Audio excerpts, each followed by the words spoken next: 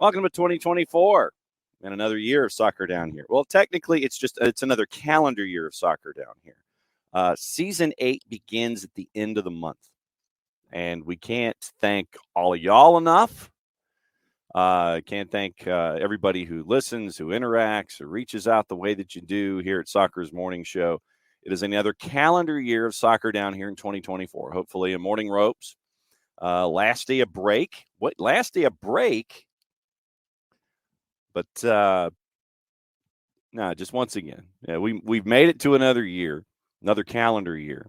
In short order, we will have made it to another year, season 8 of the SDH Network. We got a lot of stuff coming. We got our high school games of the week that are going to be coming in short order in February. And so it's going to be really fun to get everything gassed up and ready to go. We couldn't start off another season couldn't start off another calendar year without Jarrett Smith hopping on. Morning, Jarrett. Morning, John. We've made it to 2024. Thanks. Buy me a soda. Buy a new coach at Birmingham City. Mm-hmm. That's true. As wrestling aficionados here, we have always said that so-and-so screwed themselves. And I think it's safe to say that Birmingham City screwed Birmingham City. Yeah, Birmingham City worked themselves into a shoot here. You had a manager who had you in 6th and fired him for the big fancy name and lights, which was interesting. How'd that go for you?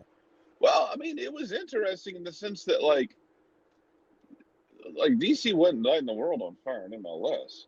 No. No. But Rooney fell into that category of managers where I'm watching him going, he doesn't have a lot to work with right now.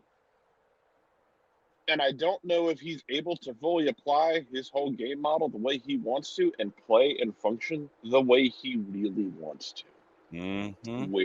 Where he is in DC. Or, if he goes somewhere where they're going to say, hey, and look, I mean, Birmingham City is going to have a bigger budget just because it's England, and you have to because you look at the prices of things in and out of England when it comes to players, and there's frankly a tax on players at times. Like, you're going to pay more because you're an English club, is what it is. You got Birmingham City, and whether those are his guys or not, you can't lose 13 of 15 or 15 of 17. Whatever it was. He had 2 wins in 15. Yeah, you can't go winless in 13 out of 15 games. Like, you can't. No. Because now they're like staring down the barrel of relegation, and they're kind of like, they got to go look in the mirror and like, oh Jesus, I mean, we were kind of in the middle, and we swung big trying to get to the top, and we fell off the damn ladder, and now we got to hope that Affleck covers this. And I don't know that it does. And I don't know what Wayne Rooney does next. Well, I mean, they were 6th when they decided to let go of John Eustace. And right now, after winning only 2 of 15, they be in 20th. 20th. That's not 6th. You collapsed. I mean, yeah, you collapsed, man. Like, that's just what it is. You got problems. You got to figure them out. That's a you problem now, Birmingham City, because you went big. You brought in the big name guy who, I mean, look, it's weird because, like, I think we felt like he didn't do bad work at Derby, yeah. No, he saved Derby's ass. Yeah. Sorry, Derby. He saved Derby. DC was weird, and like, DC just like, it was condensed down to, hey, it's vertical as hell out here. Mm-hmm. What do we got? We got Christian Benteke. All right, that's our lighthouse. Everybody just kick it to the lighthouse. Yeah, and then went really vertical. But then you got teams like what Atlanta did to him, and Atlanta's not the only one. That's just the one we watched personally. That first game, the game of the Benz, where if you closed down that long ball, they weren't playing through you. And other teams did that to him. You take that away from them, they weren't playing through you. No. But, yeah, man, like, don't know what the hell happened at Birmingham. Winning 2 of 15, you drop from 6th to 20th. And doing the math, that's not good. But right now, you're still 6 points from relegation. Sheffield Wednesday had a match yesterday. They are 22nd of 24. They're at 22 points. Huddersfield at 25. Birmingham City at 28. First team coach Carl Robinson has also been dismissed. One sentence, second paragraph. Despite their best efforts, results have not met the expectations that were made clear at the outset. Therefore, the board feels that a change in management is in the best interest of the football club.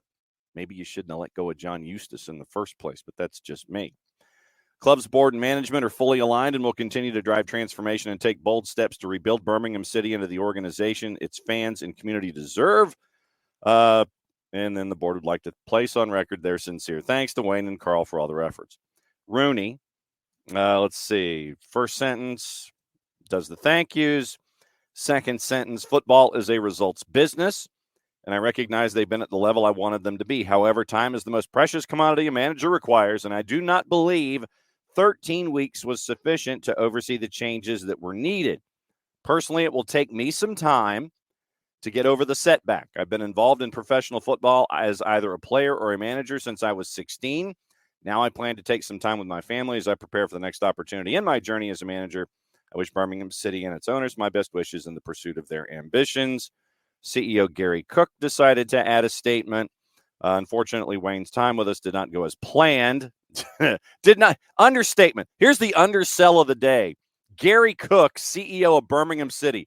Unfortunately, Wayne's time with us did not go as planned, and we've decided to move in a different direction. Search for a successor begins. Blah, blah, blah. New owners dismissed John Eustace, once again from our friends at The Athletic. He was in 6th. They cited a need for a winning mentality and a culture of ambition. Wonder what happened in those last 15 matches leading up to earlier this morning. Just wasn't good enough. I mean, you bring it in, you can have aspirations, but I mean, aspirations about how you want to do things, and they're not the first or the last team to do that, to like have those aspirations that just don't pay off. Sometimes you get the bear, man. Sometimes the bear gets you, and how they move forward will be interesting, and what Rooney does next will be interesting. Does he just kind of chill out for a while, like take a breather? I don't know, go take a walk. I don't know where his next stop would be. Yeah. I don't know what his options are, but maybe just take a breather for a minute and, think things over and chill out. U.S.-based Shelby Companies Limited completed their takeover at St. Andrews back in July. Tom Brady announced as a minority investor in August. 19 months at Derby County for Rooney, unable to prevent their relegation to League One in 2022 following a 21-point deduction and the club spending virtually the entirety of the 21-22 season in administration. And you found that was so damn. That was like, to your point, John. That was the impressive part, man. Yeah. Mm-hmm. Yeah. I mean, Wayne Rooney even forgave some of his immediate pay to make sure that players were paid so they can hang around and still try to stave off relegation despite being in administration. You found some interesting numbers involving managers from that were part of the golden generation of the players. You found some interesting numbers, and once again, it's courtesy of our friends at BBC Sport. Steven Gerrard, 145 wins in 254 games, winning percentage of 57%, but you had a massive caveat to that going into that statistic. You mean manage an old firm team. And that's going to pump up your stats. Like, it just is. It's nothing really to, like, hold directly over Gerrard. You can hold his other failures in England over him if you want to. Yeah. But, yeah, I mean, tell Wayne to go take over an old firm team. Bump up those numbers because, yeah, when you manage an old firm team, you're going to have a hell of a winning percentage because if you don't, you're not going to be there, as Michael Beale proved to you. Second on the list was Frank Lampard. Frank Lampard, 81 wins in 196 matches, winning percentage of 41.3. Gary Neville, 10 wins in 28, winning percentage of 35.7. Wayne Rooney, 40 wins in 155 matches, winning percentage of 25.8. Paul Scholes won 3 and 12 to go at 25%. Saul Campbell won 12 of 53 to go at 22.6%. And all of this they lose Birmingham City. They lost in their last match 3-0. And when the match was over, Rooney got taunted by the fans after the match was over, and he went ahead and said it was unacceptable that you were getting taunted here. Unacceptable taunts, languishing in 20th. Let's see. So mercilessly taunted, and this is from our friends at the Times. Mercilessly taunted by the home supporters, cut a frustrated figure, 9th loss in 15. 6th in the Sky Bet Championship. Rooney said, denying yesterday he was on the brink. I know football's about opinions, but the only chant I didn't appreciate was one about Jimmy Savile. I don't think that's acceptable, really. Later transpired both sets of fans exchanged chants about the Leeds-born Savile, though not in relation to Rooney. Rooney claimed that this month's transfer window could help solve some of his team's main problems. Unfortunately, he won't be the guy to do it. So Rooney's been held exclusively responsible for this. Yeah. I mean, but that's the Aberdeen situation that we've talked about for the last 2 years now. And we talked about it because Atlanta's connections to Aberdeen in the past. Right. But like for 2 years now, Aberdeen went into the January window changing managers, and in one case, violently changing philosophy. Mm-hmm. Like from one end of the magnet to the other. And you're handing the January window over to somebody who might have a different philosophy from the guy you just hired. You don't know how, you don't exactly know how the roster's going to fit. Run into this watching Celtic, which Jason got to hate watch with me Saturday morning over text. Mm-hmm. Just because, Brendan Rodgers, as Jason opined, Brendan Rodgers has lost his fastball, his curveball, and his changeup. Yeah.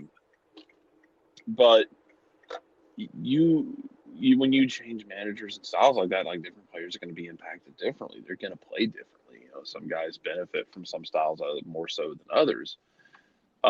That's the Aberdeen situation here, where you're changing managers and January window will fix everything. But how? Who's your manager? Are you gonna hire a manager this week and start to work on with 20 days in the window? Are you gonna try and have an interim and see this out? You gonna go get Big Sam and try and build guys to play like that to try and stave off relegation? How are you gonna do this? How do you plan to use that window? You fire someone at the beginning of January like that, yeah. I mean, you how do you use the January window? You just going to waste a bunch of money on what you don't? Do you know exactly what you're going to do? Yeah. With permanent manager, with style, how you want to play, it matters. And that's the thing. What are you going to do with this? You could sit there and it's yeah, we want to change our culture, blah, blah, blah, blah, blah, blah, blah. But as we saw with Jesse Marsh at Leeds, as we saw with Bob Bradley at Swansea, impatient owners screw themselves. Impatient owners create impatient situations, and then you want to try to whiplash your way into trying to fix the situation. Birmingham City screwed Birmingham City. They put themselves into a damn corkscrew trying to sit there and bring exciting football, in quotation marks, in with Wayne Rooney. Then you win 2 of 15. In the last 15 matches, Birmingham City's at the bottom of points scored in the last 15 matches in the championship. And you are now 2 wins out of the relegation zone. You were 6th when you let John Eustace go. We want to bring in Wayne Rooney. See what you did? And now you've got the January window where my guess is you're going to try to bring in folks either cheap or on loan. And then Man, as Jared says, what are you going to do for a manager? You're going to bring in a manager that's just going to want to sit there and try to just rack up points and sit there and it's like, all right, we're not going to do anything for 90 minutes. We're going to be the most boring team out there to try to stave off relegation because we screwed ourselves.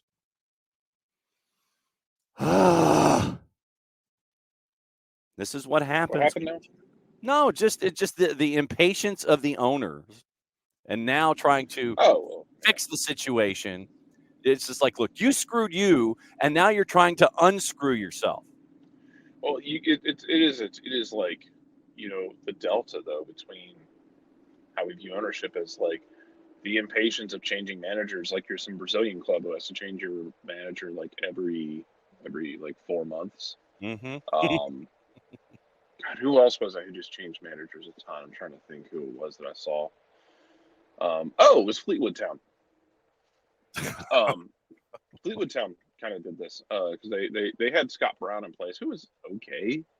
That was his first managerial job, and like he took them to like they won like 2 or 3 games in the FA Cup, and I think it was like they played Burnley till like they gave up a goal in like the 90th minute to lose to Burnley, I think it was. Yeah. In the FA Cup, and they were middle of the table. They don't have a budget to speak of. No. So like I think a lot of the consensus was like it wasn't perfect by any means, but considering he didn't have a budget to play with, you'll take it. They fired him because he started out the season poorly after last year. And then like they hired somebody, then that guy was either the interim or they've already fired him. And it's like the League One thing of like, we're just going to keep firing managers until we like get one who can just like accelerate us up to the top of the mountain so we can go get that championship money. But you, on the other hand, you get like, clubs that have managers that you're like, why the hell are you hanging on to this guy? I know the word you were about to use and you weren't wrong. Well, I mean, I've been watching Arthur Smith for 3 years. And the problem with Arthur Smith being that, like, I feel like there hasn't been a lot of improvement in guys No. that you're looking for with players. But you got to strike that balance though between like, I need you to be a little more patient with. I need you to be a little more urgent. You kind of have to strike that middle. Emilio's asking about David Tepper, by the way. Yeah, we'll get into that. We can that because I have to jump in just a second. I'll try and come back. But sure, we ain't going nowhere. I don't. David Tepper's a special little unicorn. I'd be mad too if I'd overridden my coaching staff into selecting Bryce Young instead of C.J. Stroud while C.J. Stroud's walking away with the Rookie of the Year. Yeah. I don't know if Frank Reich is actually a good head coach or not. I think he's a very good offensive coordinator. He was the offensive coordinator with Philly when they won the Super Bowl. Folks are good number twos. He put up some good numbers, and there are plenty of guys like that. Like we're already having this conversation as we shift into American football down here with Brandon Staley, who was the head coach of the Chargers. Yeah, bring that one up. Keep it coming, brother. But Brandon Staley was a damn good DC, and he would fall in a long line of guys who were disastrous head coaches. But I wouldn't begrudge any team for going out and saying, "Hey, come here and just run my defense." No problem with that at all. Go do that. Yeah. However, David Tepper, if y'all missed that, like just throwing drinks at fans. He was watching the Panthers get shut out by the Jacksonville Jaguars, being led by C.J. Beathard. Not even our beautiful long-haired stallion of a man, Trevor Lawrence. And someone yelled something up in the box. And he like threw the drink at them, then played flip cup on the table as he walked away. Good work, too. Yeah. Tepper's an interesting figure. And what do you want to bet? Yeah. What do you want to bet? It's going to be a match race between David Tepper and Dean Spanos to try to figure out who can sign Jim Harbaugh to the most ludicrous, undeserved contract ever. They won't because Birmingham City will do it. Oh, man. Yeah, and you know what? If because I had this argument with someone the other day, like I could see Harbaugh leaving either way because if he loses, if he'd have lost to Bama, I could have seen them be like, you know what? You ain't getting us over this mountain, bud. You're not worth the drama. We're gonna move on. Yeah. If he beats Washington next week, amidst like all of the allegations and whatnot, like I could see him be like, "All right, cool, I got you your title. That NFL money's calling, and we're just gonna stop. We're just gonna stop teasing each other. I'm out. And gonna go out on top." I could see him trying to go out on top. Just in time for the posse to show up. Yeah. Also, I want to know if somebody tries, because here's the thing though. Here's the thing that I think would be weird, and I don't know that this would happen. John, could you imagine if someone like whoever doesn't get him proceeds to give Kalen DeBoer a big contract? Because Kalen DeBoer's up for renewal at Washington. It'd be a better investment. Imagine if you just were like, "Hey, Kalen DeBoer's in like his mid-50s." Like, imagine if you just were like, "Hey, Kalen, we saw what you did with Michael Penix throwing the ball 12 miles at a time. Just absolutely sicko offense.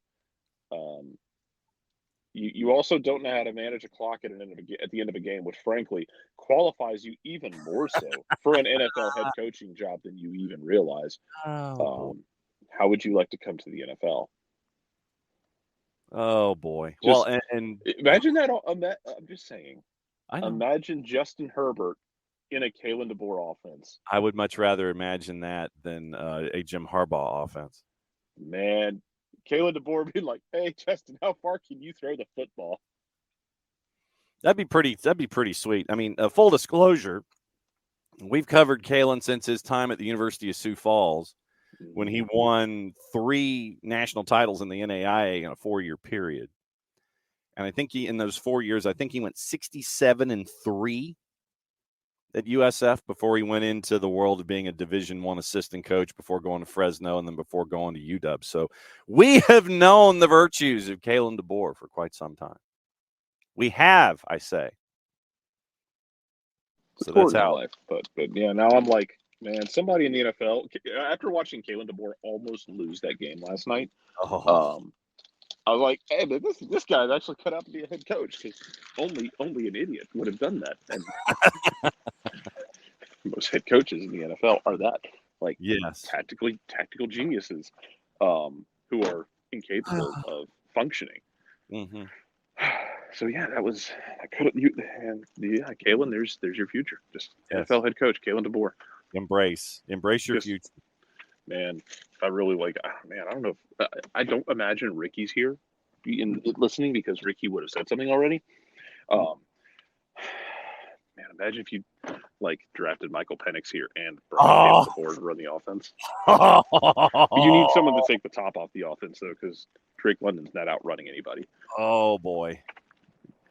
That'd be pretty sweet. Oh, man. Man can dream, can he? Oh, you dream about somebody who doesn't turn the ball over 4 times a game. Yeah. Anyway, I'll be back. All right, we'll be here. Prem and Proper at 10:30 with Drew for his suicide mission. Ricky's not in this morning, according to Abby. All right, so that was kind of opening kickoff. We went down the Wayne Rooney rabbit hole. Not a surprise. Here's the other part of opening kickoff, brought to us by our friends at Kickoff Coffee, kickoffcoffeeco.com. That's your QR code for those of you who are watching on the 280-character app, which is apparently soon going to be under a paywall. And then there's also Twitch, and there's also our YouTube channel. Thanks to our friends at Kickoff Coffee and kickoffcoffeeco.com as you kick off your day with them. See what I did there? And don't forget to use the code SoccerDownHere15. You get 15% off your purchase. They, in turn, take 10%, reinvest it into youth initiatives and things that they have earmarked. Very, very cool things at Kickoff Coffee and kickoffcoffeeco.com. Okay. I promised you a bit of a reveal. And right now it's a tease because I don't know price point yet. We're discussing it with our friends at the Marshall Islands. Let me see if this is going to work, because I had to basically send an email of a PDF to myself as a JPEG, and we'll see if this works as an overlay. So we mentioned that you can still pick up the reissuing of Atlanta is American Soccer that scarf, that's still available at 25 and 5. And I know that Abby has mentioned that she wants to help out with that. And you can, too, to get that particular scarf if you missed out the first time. Now, second part, we are coordinating with our friends at the Marshall Islands. And we have come up with a scarf, commemorative scarf, because they want to do some things here in the States late in 2024. So we want to have a fundraising element to help out our friends at the Marshall Islands. Let me see if this is going to work. Sending an email to myself of a picture of my email to myself. All right, so here we go. That's the scarf. That is the commemorative scarf that we have put together with our friends at the Marshall Islands Soccer Federation. And it should be up. I'll give you the details probably in the next couple of weeks. But that is the commemorative scarf that's going to help out the Marshall Islands Soccer Federation as a fundraiser. And Abby, I got mine as well. I got my jersey, and that came last week. I forgot to wear it this morning as a part of all of this. But this is the commemorative scarf that we have coordinated the design with our friends at the Marshall Islands. And a couple of weeks, I think, when we'll know price point, we'll know shipping and all that kind of stuff. This has been a collaboration with them about design and about what to say on it, the summer scarf. It's the summer scarf design, obviously, because if you did a thick scarf with our friends at the Marshall Islands, then it might be kind of counterintuitive. So that is what it's going to look like. Should be ready in a couple of weeks when we know, like I said, when we know the price point, I'll let you know. But this is your early notification and tease. As you see the tail end of the tripod in the upper right-hand corner, as I was trying to take a picture of it while Jarrett was talking a little earlier. So once again, that's the scarf. We're using it as a fundraiser with our friends at the Marshall Islands Soccer Federation, because they want to come to the States during American football season, and they want to do some things in Northwest Arkansas, Oklahoma. They want to try and go to the heart of the Marshallese population and get everything rolling with the national team. And they wanted to do an event here in the U.S. in October. They wanted to try to get some Marshallese players together, possibly another side, have some friendlies pieced together, that kind of a thing. And they wanted to, they're trying to shoot for October. So that's the scarf that we're using as a fundraiser. And you can pick it up here. You can pick it up with them. Trying to figure out, once again, price point should be good to go in a couple of weeks. So that is the summer scarf that we are coordinating with our friends at the Marshall Islands, and they've been really cool. Lloyd Hours and that crew. So once again, that's your tease for, as I promised, once again, that we're going to be helping out our friends at the Marshall Islands, and that's the first step. Is that particular summer scarf should be up for sale in a couple of weeks. When I know the price point, I'll let you know. And so that was the other piece of news this morning that we had pieced together. So that is now officially, totally, completely opening kickoff, brought to us by our friends at Kickoff Coffee and kickoffcoffeeco.com. That's your QR code for those of you who are catching us on our YouTube channel, on Twitch, and on the 280-character app. Yes, and that is absolutely true, Abby. It is a fundraiser, and we're going to add money for mailing if not in the metro Atlanta area. So we're going to figure out how to do things, because we figure that there's going to be some demand internationally as well. We might end up shipping some scarves to our friends in England, and they can handle the international part, but we'll figure out how we're going to handle it. But I just wanted to let you guys see what we've been working on with the Marshall Islands Soccer Federation, and we're going to start 2024 helping them out as well, as because we believe in soccer for good and spreading the word. And you mentioned, Nick mentioned raising the fleet and the scarf as well. So that's your QR code for those of you watching on other elements. And don't forget to use the code soccer down here 15. You get 15% off your purchase with Kickoff Coffee and kickoffcoffeeco.com. They in turn take 10%, reinvest it into youth initiatives and youth programs that they themselves have earmarked with our friends at Kickoff Coffee and kickoffcoffeeco.com. So there you go. So that's the official word. We do have a scarf. We're helping out the Marshall Islands. It's a fundraiser, working out price point. And like I said, it's probably going to be both national and international demand, but we wanted to let you guys know that that's where we are. and helping out our friends with the Marshall Islands. So we got stuff to talk about outside of Wayne Rooney. And we're kind of catching up here a little bit with what's been going on. If Nick joins us, what we talked about in Serie A, probably going to have a soccer over there segment before we get into Prem and Proper, the review at 10:30 with Drew with his hit and run to talk about festive fixtures and everything since he's been on the show last. Since Maddie's in Chicago and she's spending time with friends and hanging out here to start the new year. So Maddie will catch up with us hopefully Friday when she's back here in Atlanta as she's getting ready for the weekend, and we can get her idea of the review as we get ready for FA Cup window and international window and all those kinds of things. So it'll be an FA Cup weekend coming up for our friends in Prem and Birmingham City, but they're just going to be watching. Transactions in Major League Soccer that we have not really had the chance to discuss, and the first one on the board, obviously, is Hugo Lloris. Hugo Lloris signed by LAFC from Tottenham Hotspur. Looks like the salary is going to be somewhere in the neighborhood of $350. Under contract through the 24 season, options for 25 and 26. This makes sense. He's like, okay, we'll see where things are with salary, blah, blah, blah. We'll see where with the success rate and your success rate. So this is a 1 with option years 2 and 3. In the press release, obviously, you end up with John Thorrington saying positive things. And then they came up with the cute release on the Twitters. France's all-time cap leader to 145 matches, captained their 2018 squad in the win over Croatia. Last match for the national team came in the 2022 final when they lost in PKs to Argentina to Messi. To that version of Messi and friends, the international version. One of Spurs' most accomplished players, but once again, this is coming from the league. 447 matches across nearly a dozen seasons after joining from Lyon, 2019 Champions League final, and lost his first choice spot under Ange Postecoglou.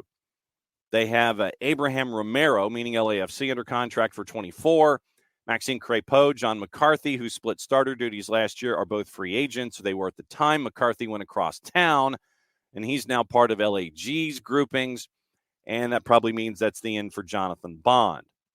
Lloris, the latest high-profile star to join LAFC, Bale Chiellini. Bale retired after winning MLS Cup. Chiellini retired after going to MLS Cup this past season. Hugo puts out a message on the Twitters thanking all the fans at Tottenham Hotspur. And so that's what you're staring at with Hugo Lloris and LAFC. We had mentioned basically that LAFC had 14 players whose contracts were up at the end of last season. And 2 or 3 of them were goalkeepers. And so now you had some holes to fill, and you decided, okay, we'll bring in Hugo Lloris. Hugo Lloris, who has not played, if I'm not mistaken, since the fall. And you're bringing him in to be a part of what's going on with LAFC. Our friends at the Mirror, once again, take this information as you wish. Take it at your own peril. According to the LA Times and Kevin Baxter, Lloris is going to earn $300,000 during his season at LAFC. 26 shot stoppers in total earn more than Hugo Lloris in that $300,000 coming into the season. Arguably the most successful goalkeeper of his generation and a proven winner. And of course, John Thorrington is going to say that. I'm sure that there is a boatload of folks who could sit there and go that Hugo is one of the most successful keepers of his generation. A lot of folks will argue with John Thorrington about him being the most successful goalkeeper of his generation. Incredibly excited, Hugo's chosen LAFC for the next phase of his illustrious career. So you end up with Hugo Lloris only making $300,000, one of the lowest paid keepers in the league. And now you're going to have him. Morning, Harry. You're going to have Hugo Lloris be a part of the discussion at LAFC. Looking at the LAFC roster, there's probably a little more that they have to address instead of bringing in a keeper who has not played for a while. He wasn't quite at without Club FC as their starting keeper. But basically, they lost an ish load of folks heading into this season that are out of contract. You look at right now, but let's go back to 23. Here's the folks that had their contracts expire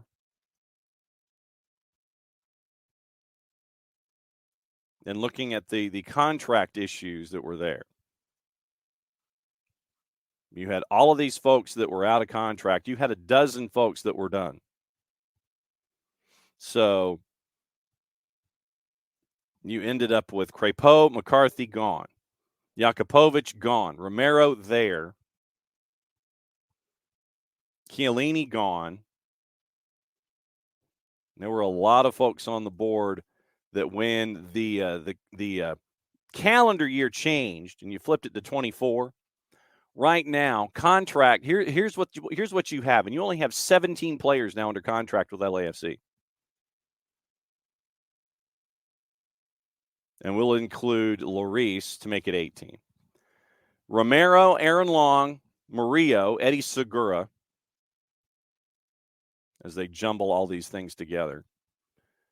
So let's go. Krastev, who's on loan until the end of the fiscal year from some joint called Lommel SK. Ilie, Palencia, Aaron Long, Murillo, Romero, Segura, Eric Duenas. And Lloris technically because of the one with the two and the options for year 2 and year 3. 25, end of the 25 season, end of next season. Bouanga, Hollingshead, Timothy Tillman, Nathan Ordaz. Then at the end of 26, Mario Gonzalez, Bogish, Steve Buke, Christian Oliveira, and Bejung Darbo, who's one of their U22s. So that's what you're staring at right now from LAFC. Obviously, you can sit there and say that they're probably going to swing some deals and that they'll work on what they currently have. But now they have that cap room that they're looking for. Do you try to bring Vela back at a lower price point? We'll see. Morning, Alex. Sorry, Alex. We'll talk about that at 10:30. So Hugo Lloris now part of what's going on at LAFC, and LAFC is going to be swinging for the fences trying to bring in folks. That will not be a surprise. Nashville acquired Tyler Boyd from LA Galaxy for a lot of AM. DC United acquired Gabriel Pirani from Santos. And now it looks like Brandon Vasquez might be heading to Monterrey. Depending on who you look at and what you're following, terms could be agreed to with Brandon Vasquez, and he could be heading to Liga MX. And it will be interesting to see how Brandon Vasquez is used, B, utilized, and see how he adjusts to life in Liga MX, where he will be fouled, and he will be fouled a lot. How will he react to the physical play in Liga MX if this deal does in fact go, which has been linked / figured out, and it's close. Damir Kreilach, our favorite Bond villain, goes from RSL after 6 seasons to Vancouver, which is very, very interesting. So you've got Gauld, you've got White, you've got Damir Kreilach now in Vancouver for Vanni Sartini. Vancouver with an interesting move out of the blocks. We mentioned last week Gadi Kinda going back to Maccabi Haifa.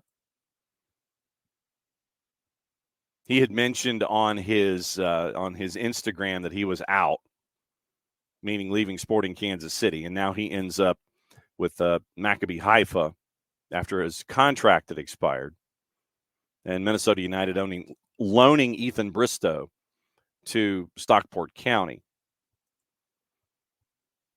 Looking at the folks that could be the high-powered folks being brought in, you wonder, with the folks that have DP slots available, what the discussions are going to be. We mentioned LAFC. They've only got one DP right now, and it's Denny Bouanga. But we mentioned the whole thing about Carlos Vela. Does he come back at a low rate? So we'll see what happens. LA Galaxy, right now they've only got the one DP in Ricky Puig. Tommy Scoops, Tom Bogert at The Athletic, says that LAG had made a club record bid to sign Ramon Sosa from Tijeras. And Cesar Luis Merlo has reported LA made a near $10 million bid for Pablo Solari at River Plate. So once again, swinging for the fences. Stuff that we kind of figured. When we have Nico on Thursday, we will discuss Ladero to Orlando City.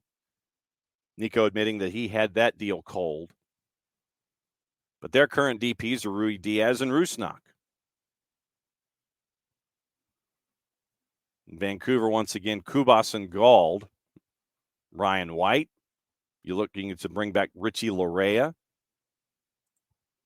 So the DP-ness that we're staring at here is going to be very, very interesting going forward. And since we're here at the beginning of a window when it comes to the transfer stuff, then we will see how things are going to lay out, Rich. So we're going to miss the conspiracy theory that Lloris signing is to bring Benzema to LAFC? No, I mean, if in fact this is a conspiracy theory, because Rich, you saying this is the first that I have heard it. I have not heard this about Karim Benzema. I did hear that Karim Benzema was the tete-a-tetes he was having with Nuno Espirito Santo was the reason Nuno got canned in the league that we don't talk about or promote. But so Benzema would be mad now already at his time in the Saudi Pro League, making an ungodly amount of money and getting to sit there and just kind of cruise. I mean, if I'm Karim Benzema, why would I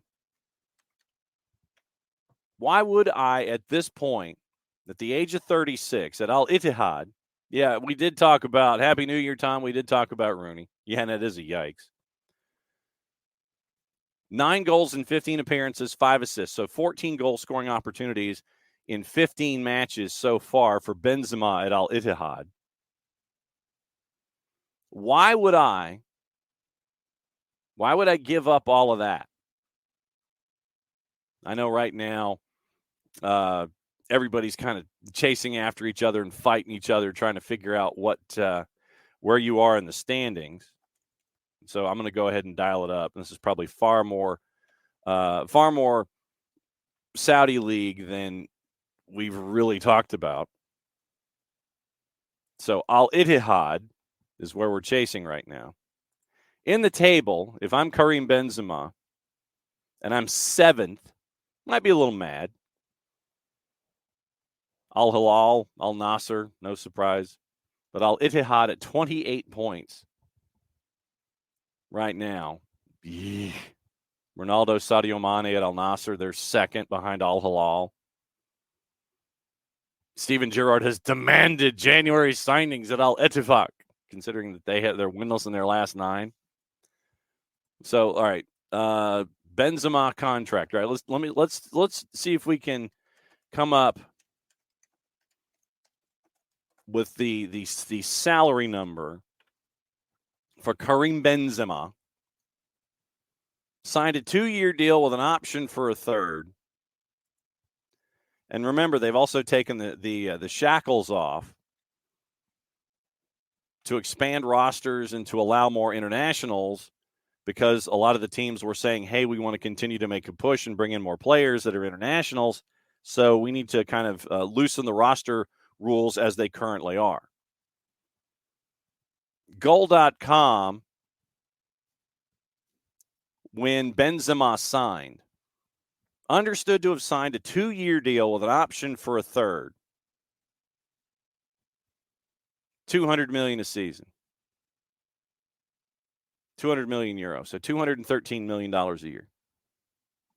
Why would I, if I'm Karim Benzema, and like I said, this is the first time that I have seen, Rich, you mentioning this with Karim Benzema. It's the first time I've seen it. About Lloris trying to get his buddy to go hang out with him at LAFC. If Benzema is done with his time whenever, because once again, we're talking a 2-year with an option for a third, this being year 1 of that deal, I would say if Lloris hangs around LAFC and Benzema, with his time in that league that we neither name nor promote, got his 213 million euro or $213 million, he's happy with it. He made his payday. He's like, bro, what else am I going to do? No one's going to top this. I made my deal and I'm out. Then I could see if he's through 1 year of this deal. I don't think it would obviously happen this season. Might happen next year, but that would mean that Lloris would have to hang around. And he would have to still be the quality keeper that he was whenever you want to say he was a quality keeper, because the man has not played in a while. So I could definitely see LAFC and John Thornton signing him to a deal of that value because of his lack of playing time. And you want to bring in someone, you want to bring in somebody that's going to be like, well, I'm kind of done here.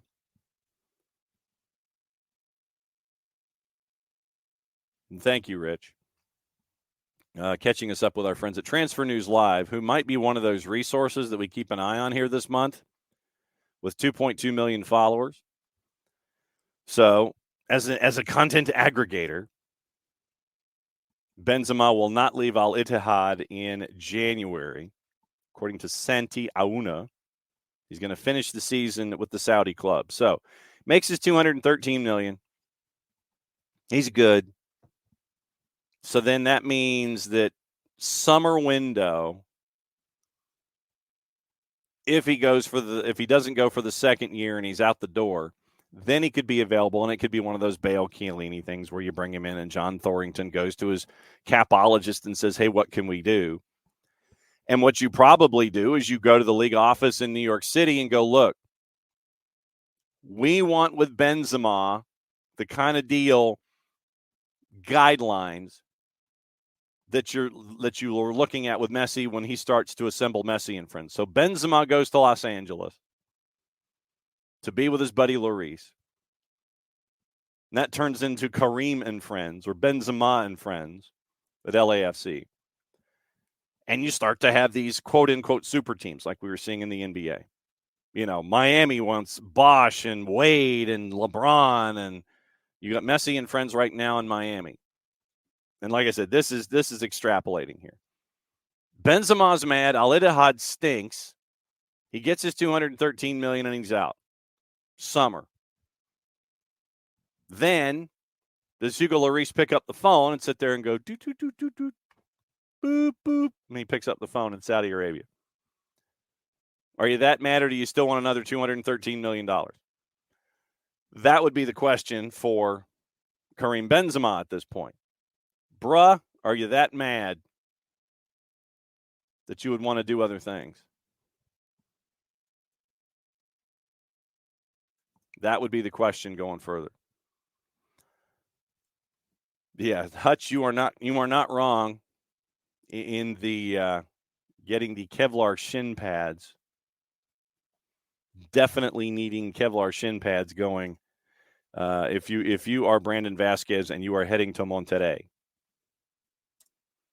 that would be the question. Yeah. Everybody's plugging their ears. Rich says, unless more older or bigger names will be looking for the Messi deal. And that's the thing. I legitimately think that you're going to end up with folks who are in the twilight. And this is going to be that question that we're staring at for Major League Soccer. As Major League Soccer rolls from its 2.0 to 2.5 to 3.0 stage, then that's what you're looking at here. How do you gauge it? But for all of the teams that go down this road, for the Moss brothers and David Beckham,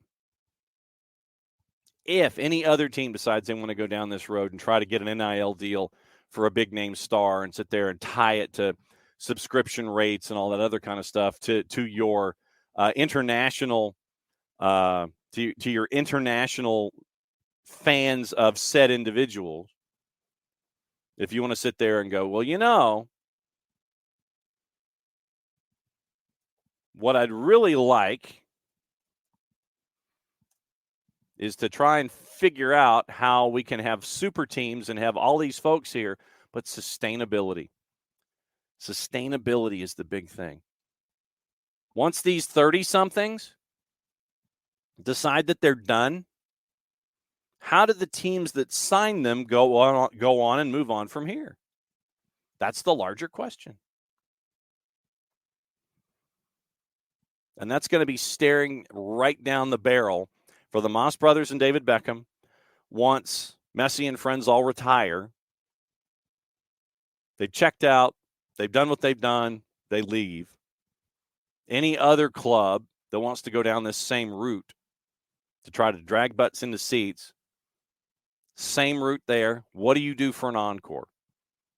Sustainability for me is going to be the larger question here. You've set this level and this expectation for folks. You've set that level now. If you're Messi and friends, and you're the Moss brothers and David Beckham, what happens when Messi retires? You cannot cryogenically freeze him at the age of 35 or 34.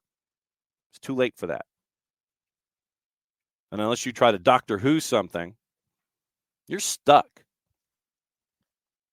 After they turn late 30s and they're all gone, do you just sit there and turn this into a cycle? All right, who's the next big thing? Who do we bring in? You better keep David Beckham in that front office when you do. What is the cycle going to be second time, third time through? Second team, third team through that wants to try to do things this way? Or if you're a fan of a club, do you do things your own way? Try not to keep up with the Joneses and figure out how you can be a more longer sustainable franchise.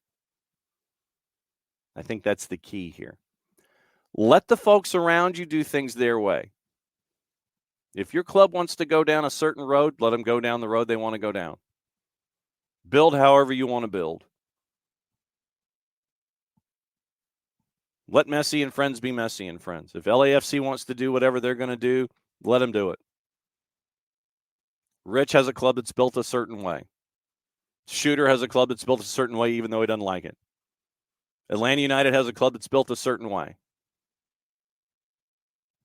Don't look at the other dude. Don't look in the other lane and see, wow, that's a great looking car. Stick with the Abstermobile.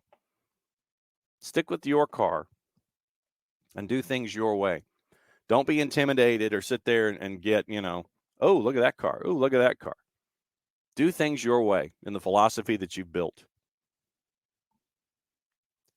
And Abby, to answer your question, Sporting did draft a keeper out of Holy Innocents who went to Georgetown, Ryan Shuey. He was their first pick in the first round. So, yep. Yep, Ryan Shuey, a 6'4 senior at Georgetown, 6'4", 185 out of Mayretta. Went to Holy Innocents, second team Big East. And if you missed it, Jaden Hibbert's interview is up on the network where we got to catch up with him. So you've got Shuey, drafted by Kansas City, and you've got Jaden Hibbert, drafted by Atlanta United out of Georgetown. So Georgetown and UConn. So that's what you're staring at here. Now that you're thinking about it, maybe I should give Georgetown a call and see if we can catch up with Shuey. All right. So Ropes had mentioned this earlier, finally getting around the chance to catch up on it.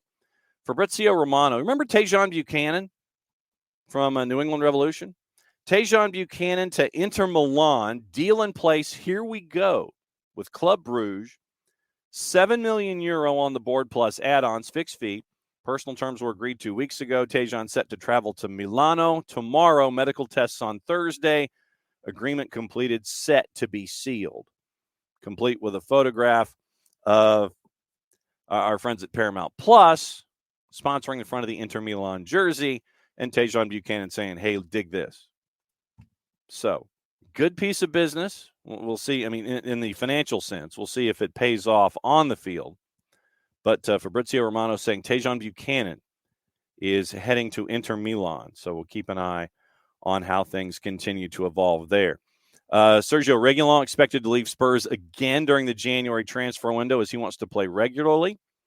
Loan options are being considered. Interest from Premier League clubs after Borussia Dortmund added him to their list in December.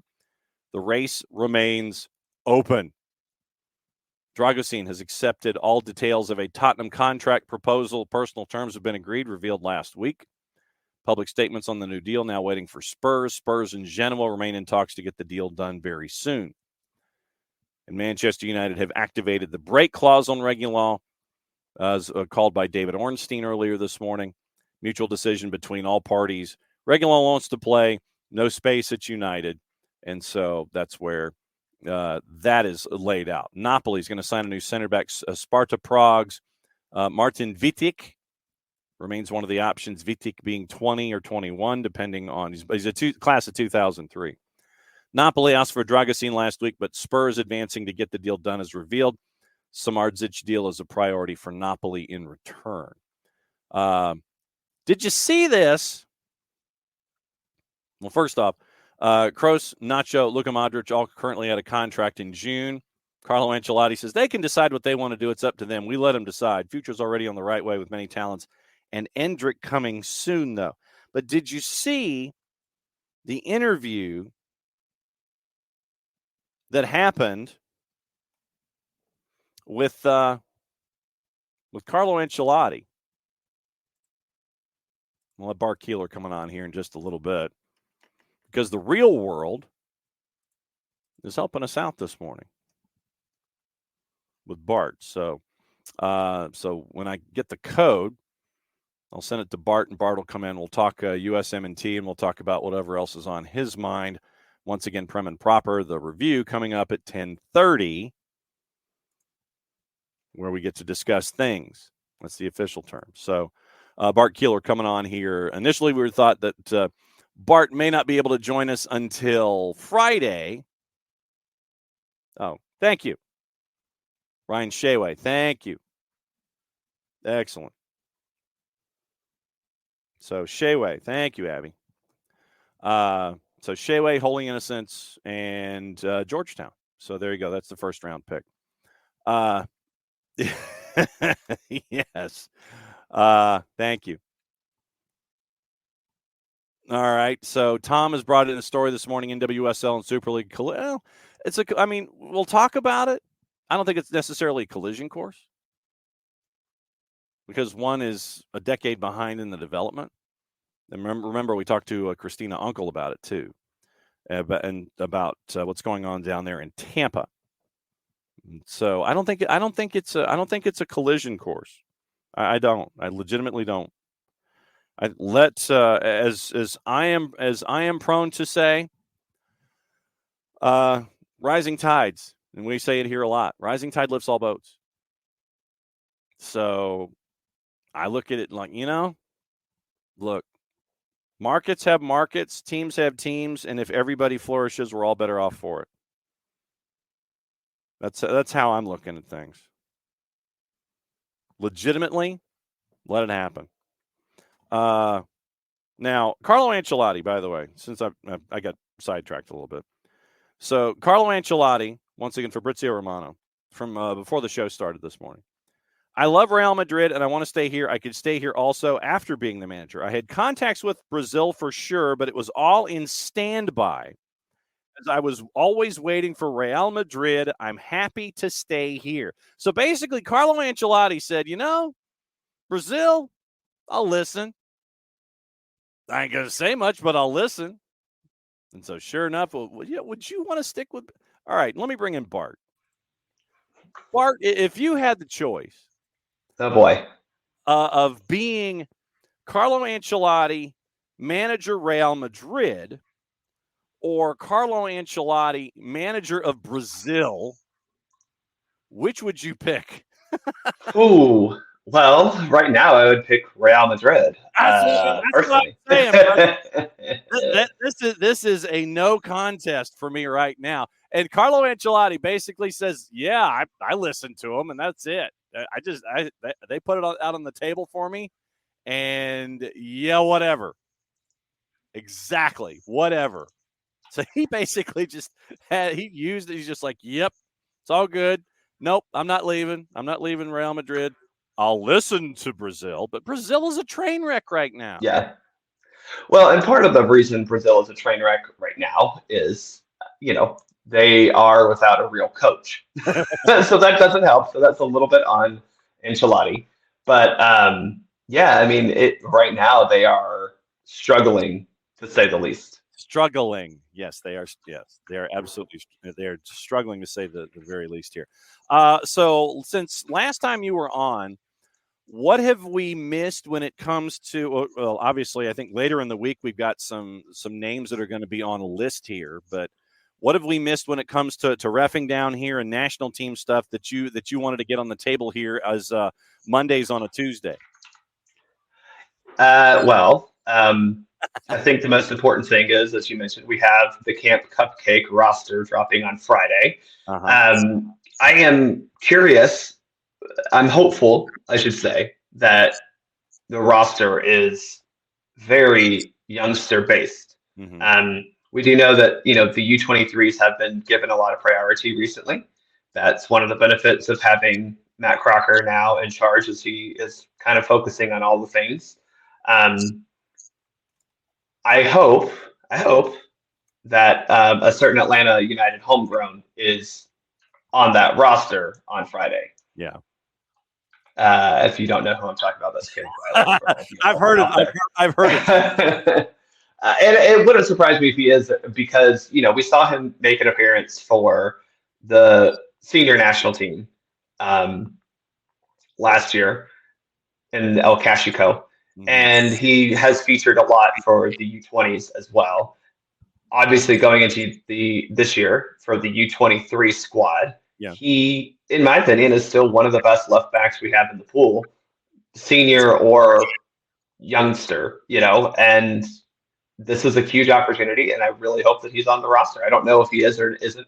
I haven't done that reporting, but I think that Atlanta United fans need to, as I've said a long time, we need to start understanding that Caleb Wiley is a very special talent in a position of need, and he has a real chance here. And I really hope that he is on that roster to prove that he deserves to be not just an Olympic team member, but also part of the senior squad going forward.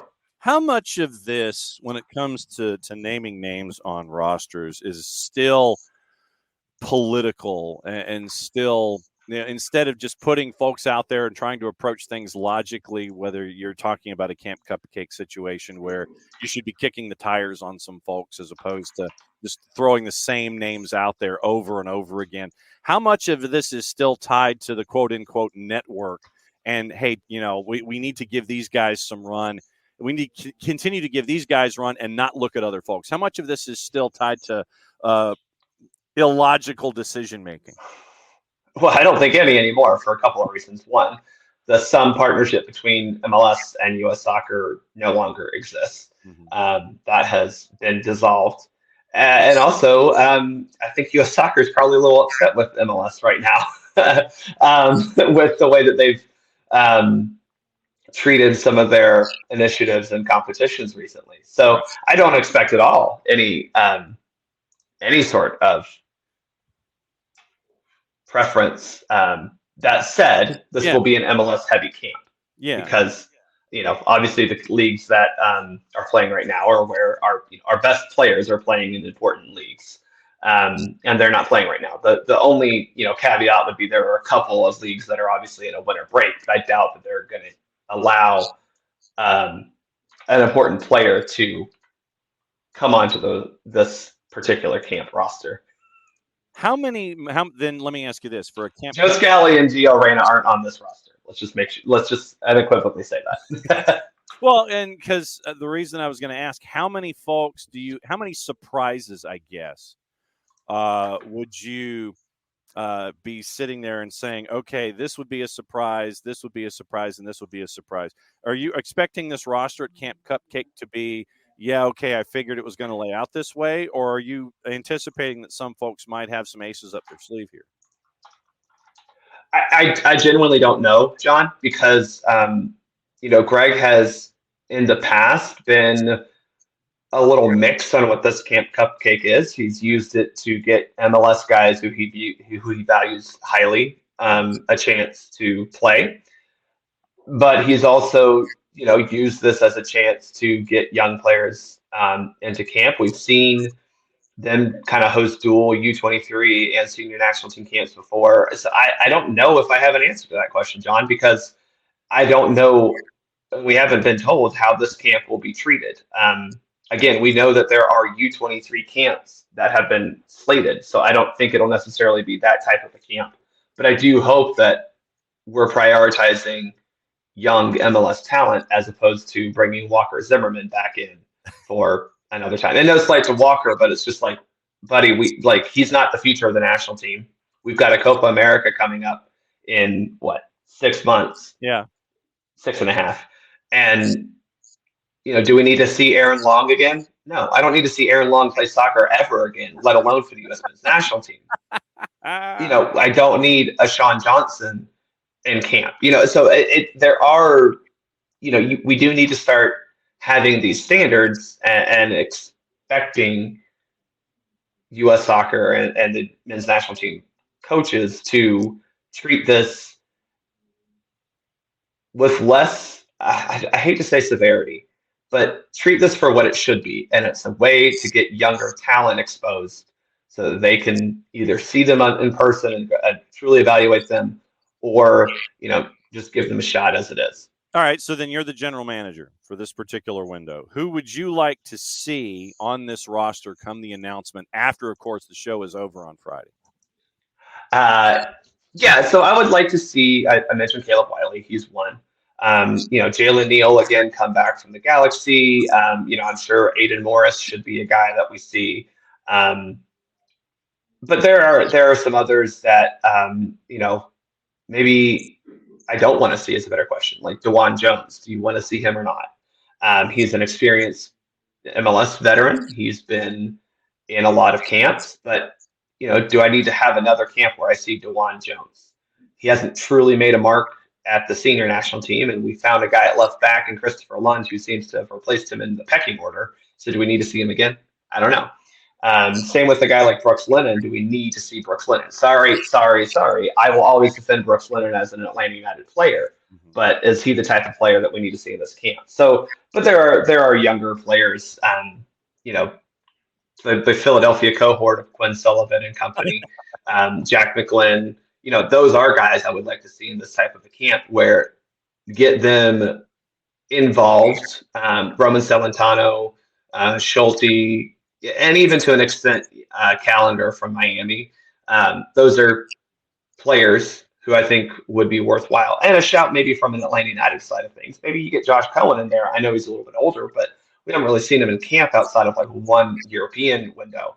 So maybe a Josh Cohen is a guy that you bring in as a goalkeeper to say, okay, where do we see you in our depth chart as a goalkeeper.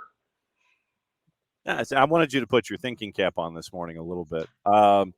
When it comes, Brandon Vasquez and Miles Robinson are two that I do think are interesting, right? Yeah. I think we all expect Miles to, well, I shouldn't say expect. We all hope that he goes to a European team. I think Vasquez is another one who wants to go to a European team. Curious to see how they end up coming into this camp, right? Because what if they're getting calls? What if PSV is truly on the phone? What if Frankfurt is truly on the phone for either of those guys? Are they coming into camp to risk that? Yeah. And if they're not getting those calls, maybe camp is what they need. Maybe they need to have a good showing against Slovenia, and maybe a Vasquez hat trick against Slovenia is what he needs to get the attention of some of the callers from Europe. Sidebar: Philip Poole is now going to be the new head coach at the USL Super League Carolina franchise. That was just announced here in the last handful of minutes. So good for them. He is going to stick with the team through She Believes, and then he's going to take over USL Carolina. So that came out the top. Yeah, that makes sense. I mean, that's a good hire, I suppose, if you're going to try to find someone who has the experience within the system you want. Okay, so article from our friends at The Independent. Carl Matchett, yesterday, after Festive Fixtures finally came to a close and Arsenal hit their brick wall. Sorry, Bart. Wolves manager Gary O'Neill proclaimed, quote, "What is the point in VAR?" End quote. His side felt aggrieved after yet more decisions proved vital in defeat at Fulham. Newcastle boss Eddie Howe labeled a penalty against his own club in stoppage time against PSG a poor decision, which looks completely different in a slowed-down replay to officials watching on monitors. The current situations come after an increase in the use of technology in football over the past few years, but none seems to create as much heated debate and questioning as that of VAR. By and large, it is felt that minor and visible calls are improved across the course of the season, with on-pitch referees getting extra help. However, there have been several high-profile incidents of late that have led to clubs or personnel within them complaining about the eventual decision or decision-making process, and once again getting into the Champions League about this. When you still have managers, Ange Postecoglou being one, Gary O'Neill apparently being another, not getting the point of VAR, when you look at how VAR is being implemented right now in the Premier League from your viewing this season, how would you view VAR in the Prem versus what we see here in the United States? Well, this all goes back to decisions that fully started on January 31st, 2020, and that's Brexit. This is what happens when Europe and the UK split, and now you have the UK doing all what they want to do. I'm joking, but the problem is, I think that they are the aggrieved parties have some sort of point where you are looking at, because they obviously know better than every other human on the planet, John. Right. Every other soccer body doesn't do it as well as the Premier League and the FA. We know this, and they feel that they are going to do it slightly differently than what UEFA does and some of the more continental leagues do. And I think that is a valid criticism of VAR being used in the Premier League. Mm-hmm. That said, I think that we do need to see, look, no ball has ever gone out of play against Arsenal this season, apparently, so I understand this. And there are legitimate gripes with that I think other coaches share of, we have the technology to make these a little bit less human and more automated / technologically driven. And I think those are some things that would greatly help VAR. But I agree that there are some decisions that have quite honestly been flubbed.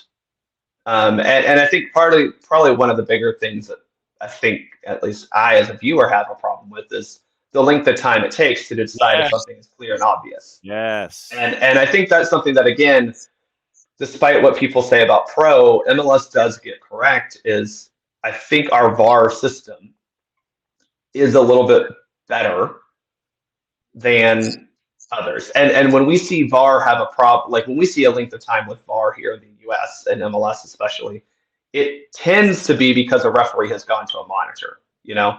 And that's where I think in the Premier League, honestly, bothers me the most is someone else is making the decision for the on-field officiating crew.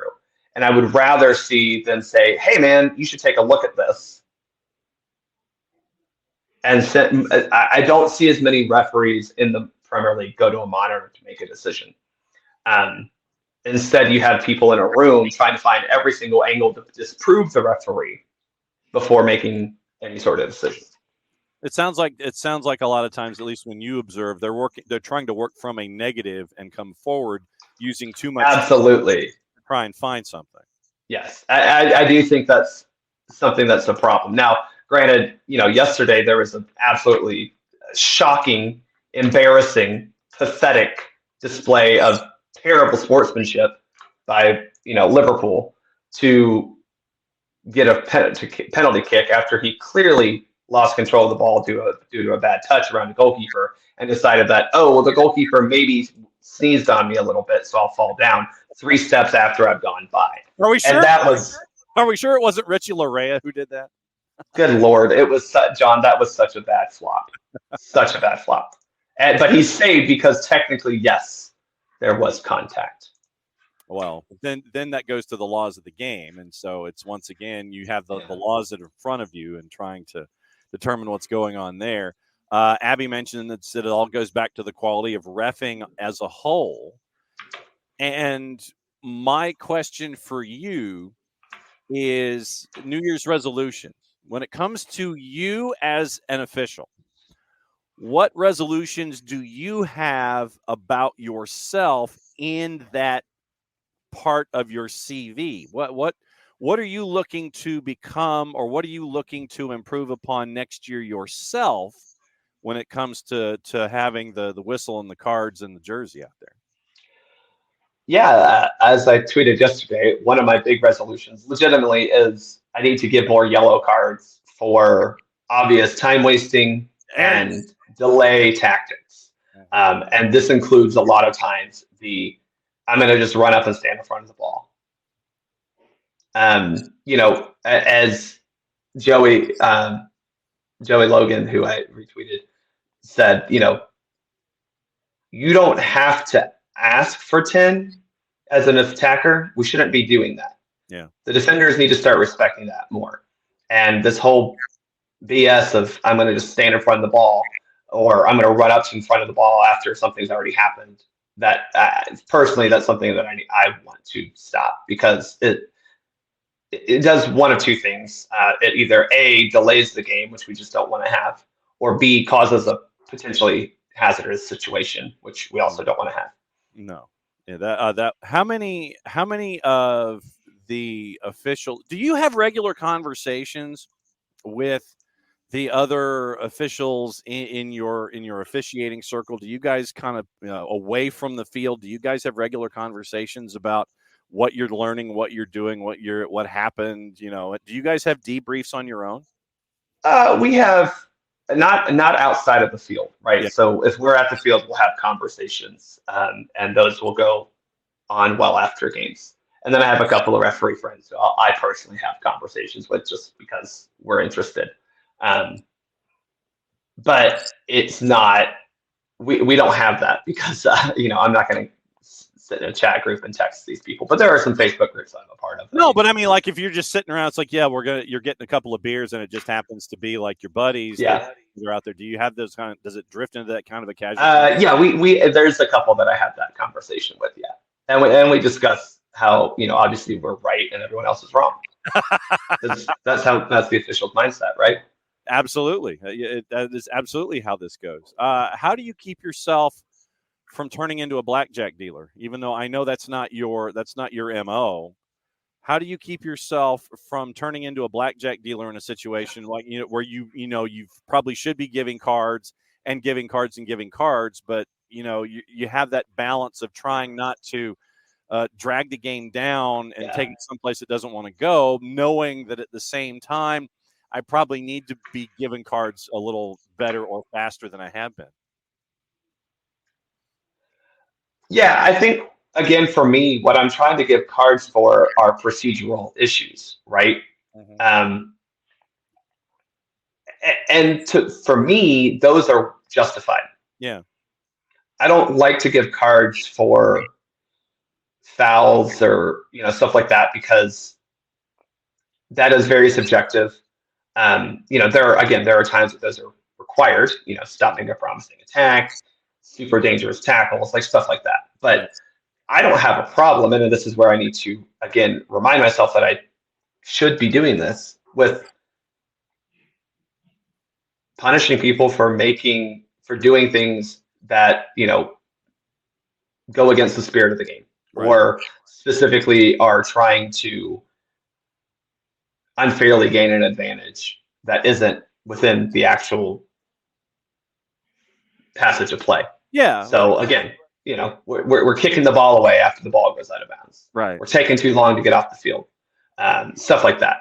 Coaches who decide that they want to yell and argue well after the play has gone. Those are the types of things that, we need to start giving cards for. Yeah. Well, I mean, I'm just wondering how, in a situation when you're out there, how do you keep from how difficult is it to keep control and not lose control of how you are when it comes to your own philosophy if a game is going sideways or something like that? How do you try to manage yourself, and how difficult is that at times to try to make sure that you stay true to your own reffing personality, understanding the laws of the game and administering it the way that it should be? How difficult is it to keep control sometimes if a game in front of you is going sideways or goes sideways suddenly? Well, again, we're 3 people trying to manage 22 plus coaches plus spectators. So, unfortunately, we only have so much control, especially over individuals. But something that I try to make sure I remind myself is to take a breath, calm down, because one, for us, we're running around and not everyone's in the greatest shape. Especially if it's our 4th game of the day and we're tired. So taking a chance when the ball goes out of play to take a few calming breaths to help you be a little bit more centered, so that you can be the cool head on the field, because that's ultimately what we're supposed to be doing out there, is being the cooler head, surrounded by a bunch of people who have zero interest in being calm. Right. How many miles a day do you put in? Have you ever done that on a Fitbit? Have you looked? I did. I had a smartwatch before, and I had some data. I need to go back and look at it. It could be 1.8 miles a game. Wow. If I was in the center, and usually about 0.9 as a linesman. So depending on how long I was going, it was. We're talking about easily hitting a 5K each day, sometimes more. That's just, that's too much for me. So what do we need to keep an eye on this week before the announcement after the show is over on Friday for Camp Cupcake? So obviously there's that. We'll be recording for SoccerForUS a nice little resolutions, goals, and predictions for U.S. soccer, not just men's, not just women's, but all of them. We'll be recording that this week with Caleb and Thomas to, set the tone for 2024. As I said last week, 2023 wasn't fantastic for U.S. soccer in a lot of ways. And I think the crew on SoccerForUS, we want to hold U.S. soccer to a higher standard, because we should be able to do that, and hopefully 2024 brings that. And we'll be keeping an eye on that as we go. Thanks for letting us know that your real life stuff was clear. Nice.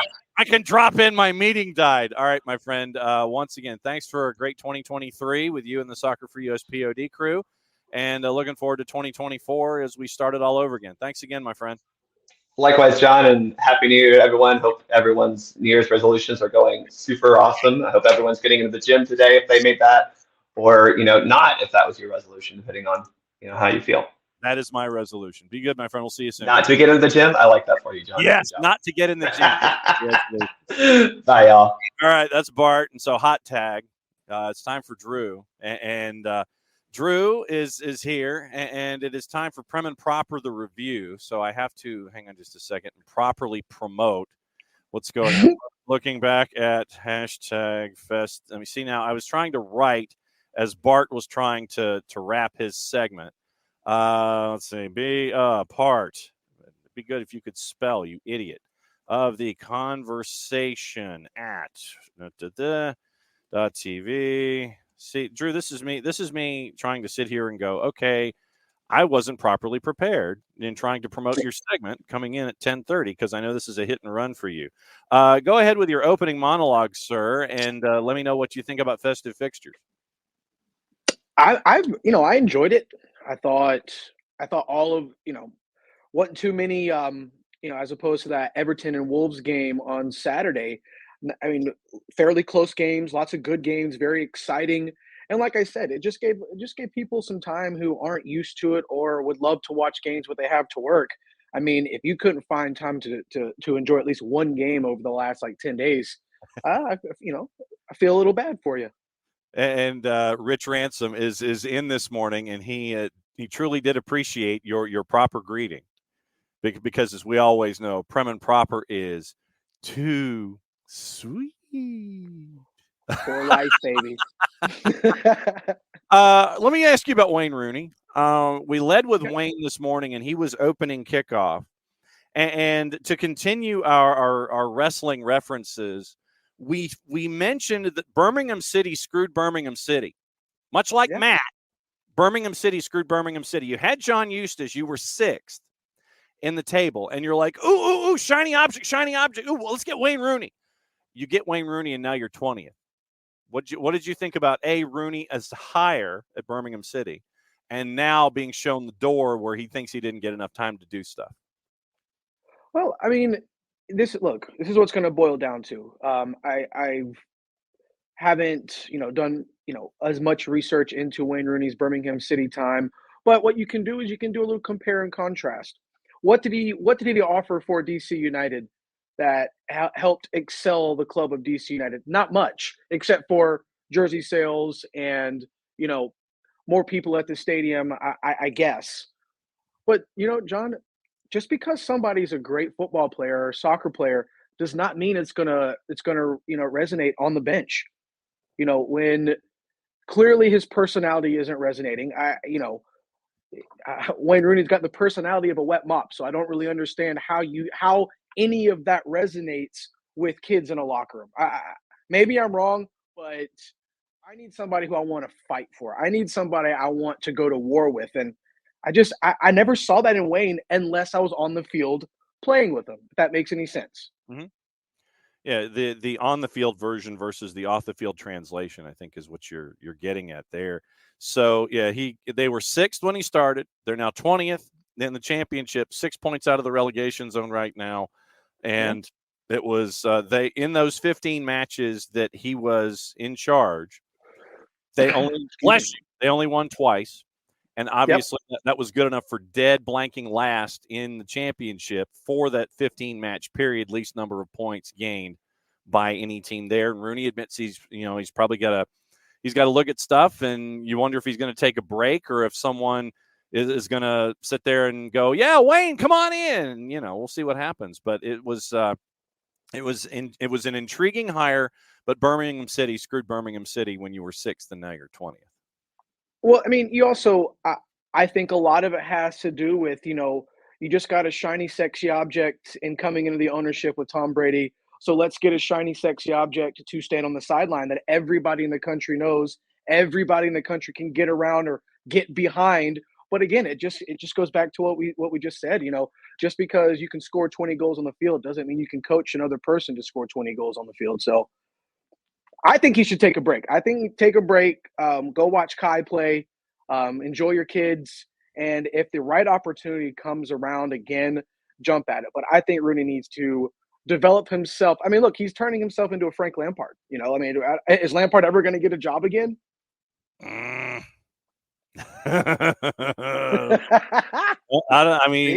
don't know about that, brother, but it's got to be one where he fits and the owners have patience in trying to make sure that he is going to do what he sets out to do. We're at either 19 or 20 matches, depending on who has played, who hasn't played. We've got one match today officially to end festive fixtures with West Ham and Brighton coming up this afternoon.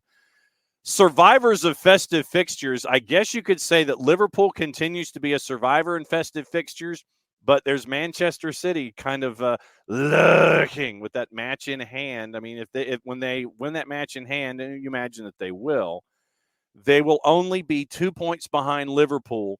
And Bart has already put his hands over his head because he heard that high whistle. But yeah, Arsenal, 1 point in their last 3 matches, and now Arsenal is looking up at Liverpool where Arsenal was on top.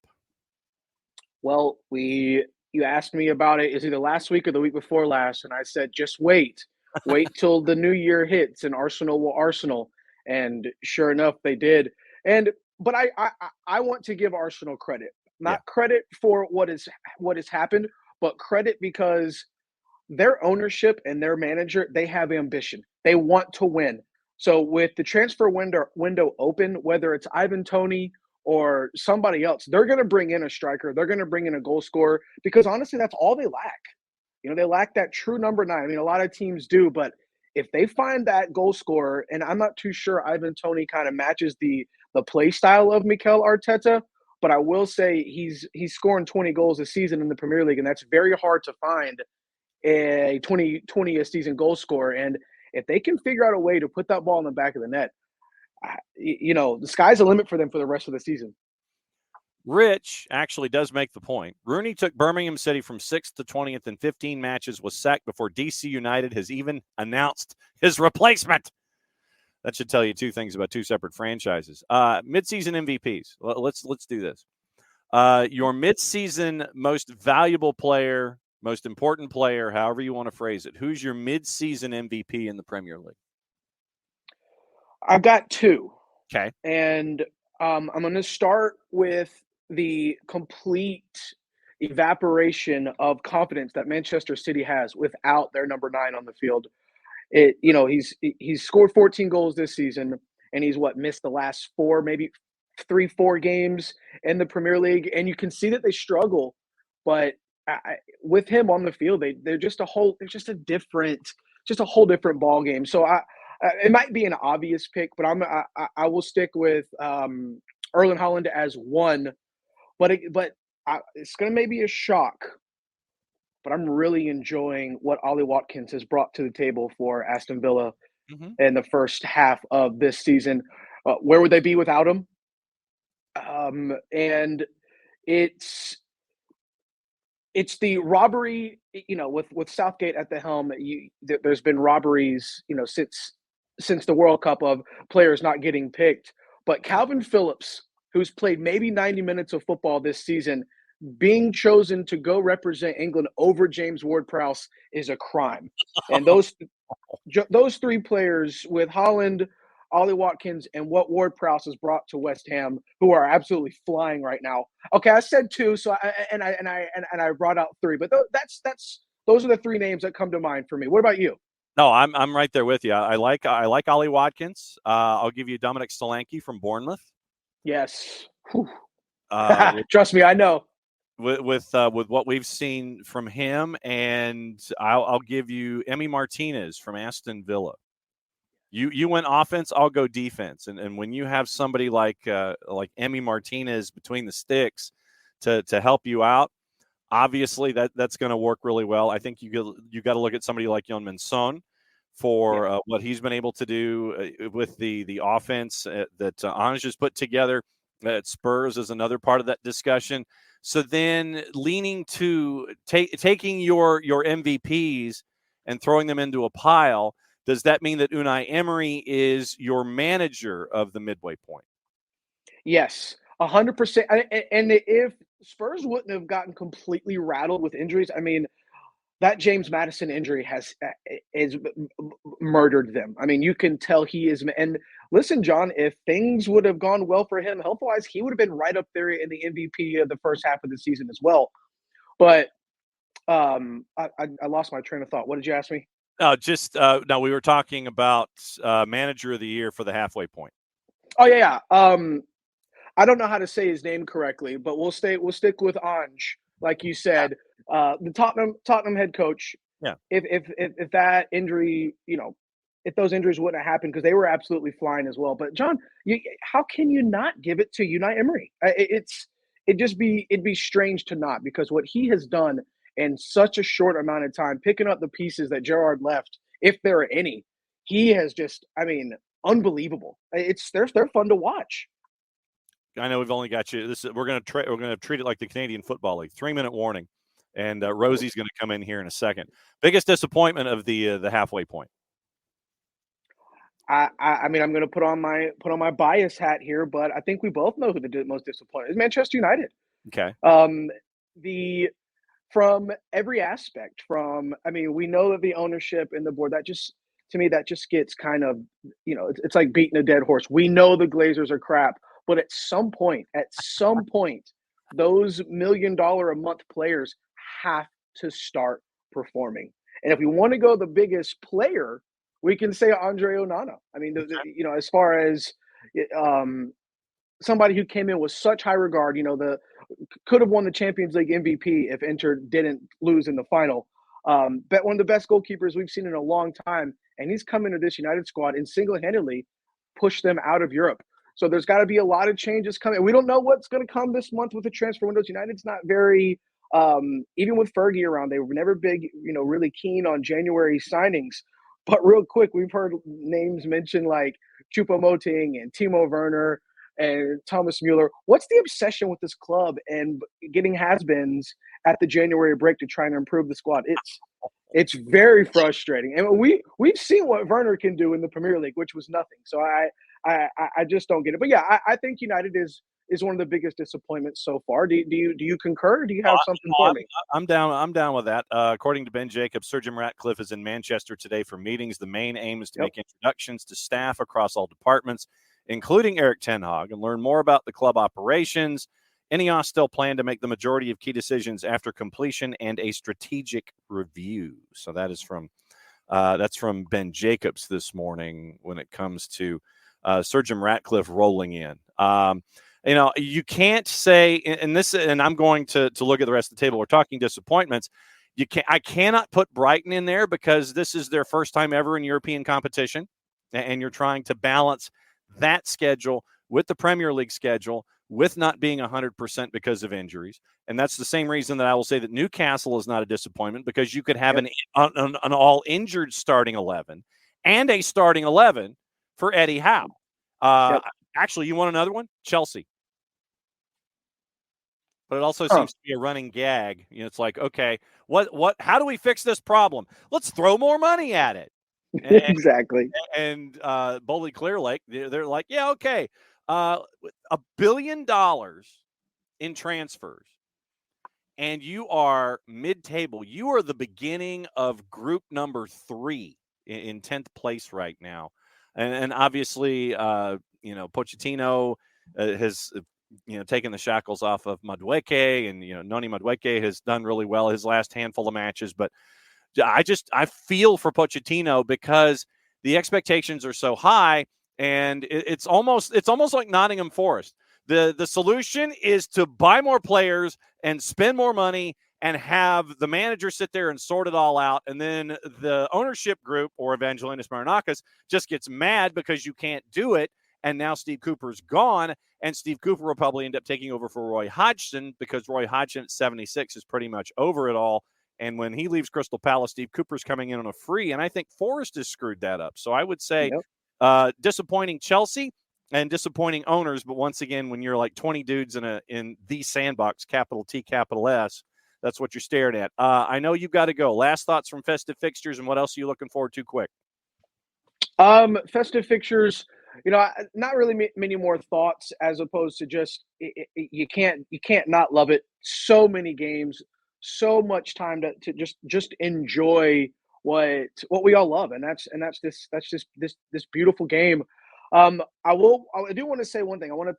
I like what you said about Brighton. Also, a lot of people have to remember as well. No McAllister and no Saicedo, who helped them get to where they are, and they're still sitting in the top 10 in the Premier League right now.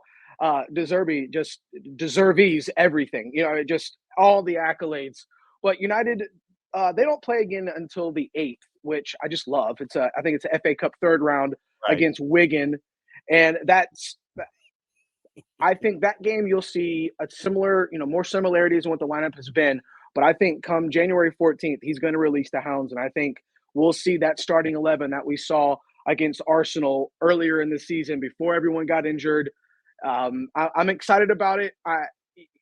No guarantees when it comes from Ten Hag, because we saw that second half. He was so excited to revert back to that McTominay project, and once he did, everything just fell apart. So, you don't get excited for United games anymore because you just don't know what to expect. The inconsistency and just those frauds out on the field, they got to start to play. They have to. Oh boy, Manchester United is like a box of chocolates. You never know what you're gonna.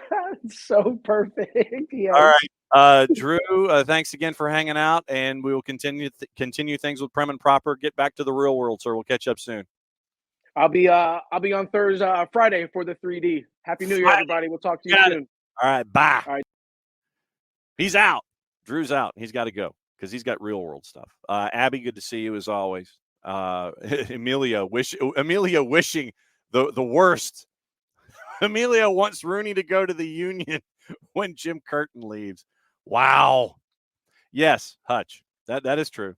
Hutch is like Manchester United's like a box of chocolates melting in the sunshine of competition. Not wrong. Spurs have confirmed that Pape Matar Sarr has signed a new contract till 2030. 6-year deal. But as we all know, what do we say? It's about controlling the asset. It's about controlling the asset. That is what you're looking at here with that. You sign somebody, and you sign them for a long-term deal. Like I said, Mikhailo Mudryk, 8-year deal. It's to defray cost and to control the asset. Jesse Lingard looks like he is set up for a return.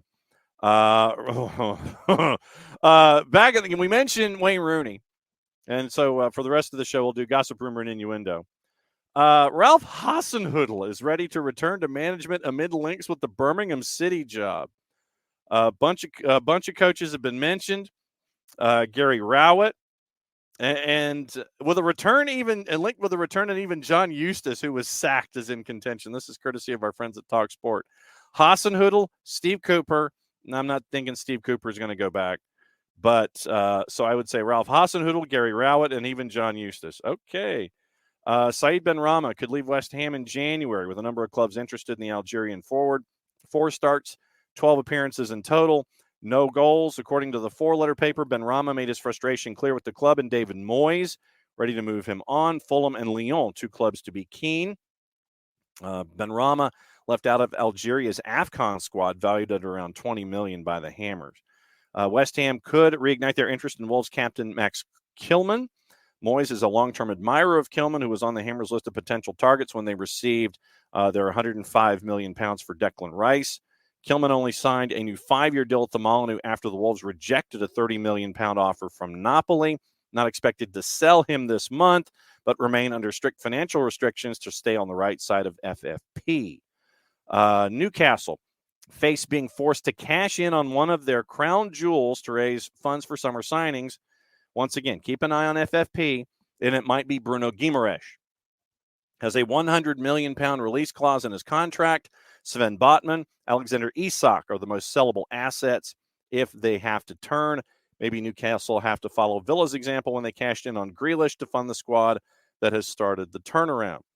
Also, Sarr, 21-year-old Senegalese international, 33 appearances for Spurs in all comps since signing from Metz in 2021.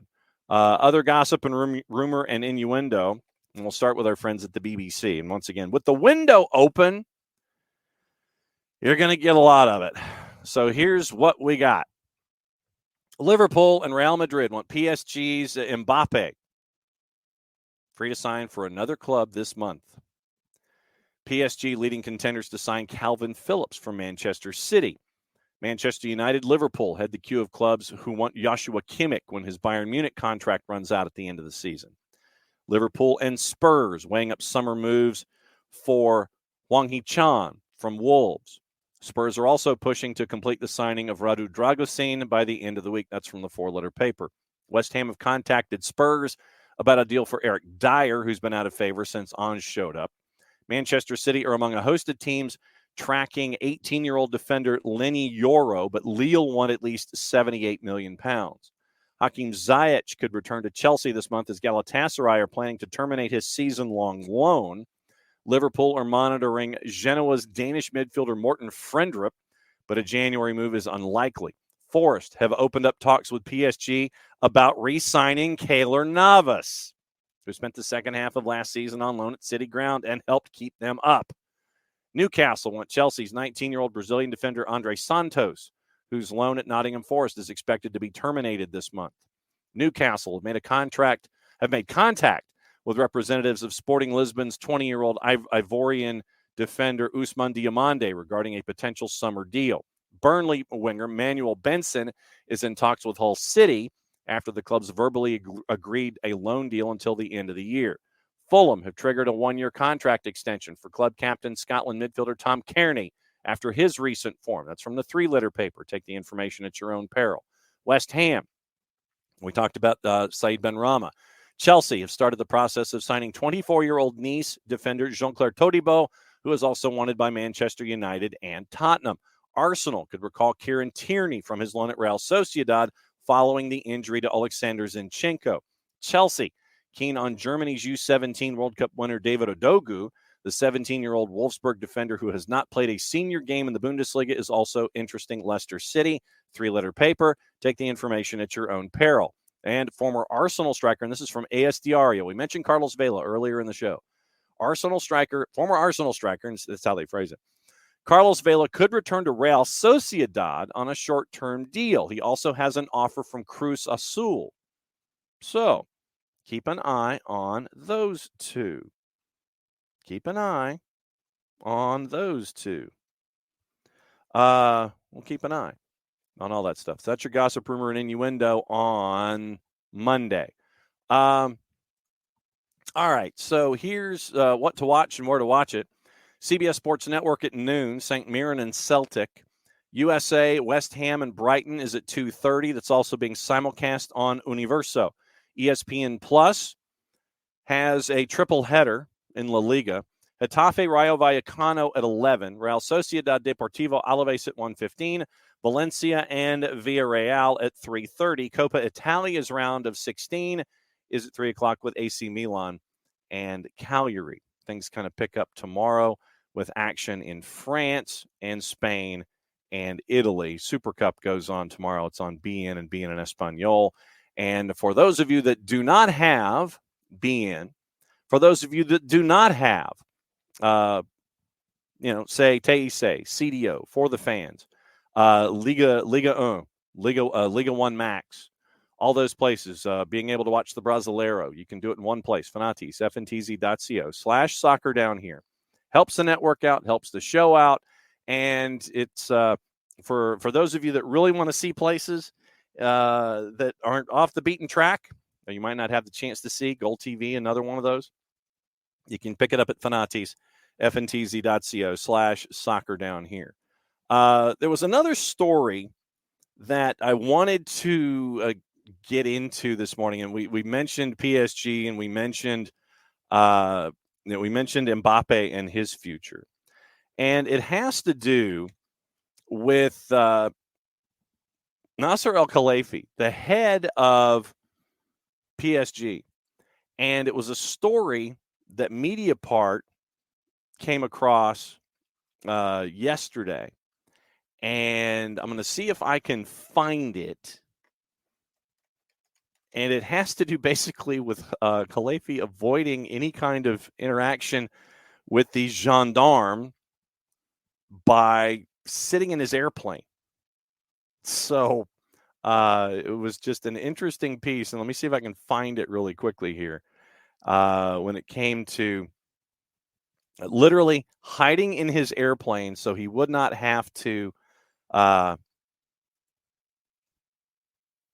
be confronted by police. Locked himself in his private jet to try to escape the police while Qatari oilmen threatened the police and telephone ministers Catherine Colonna and Gerald Darmanin. So from Mediapart, yes, always translate French. Apparently the Qataris put pressure on the French government. This is from Jan Filipino, and it came out last night.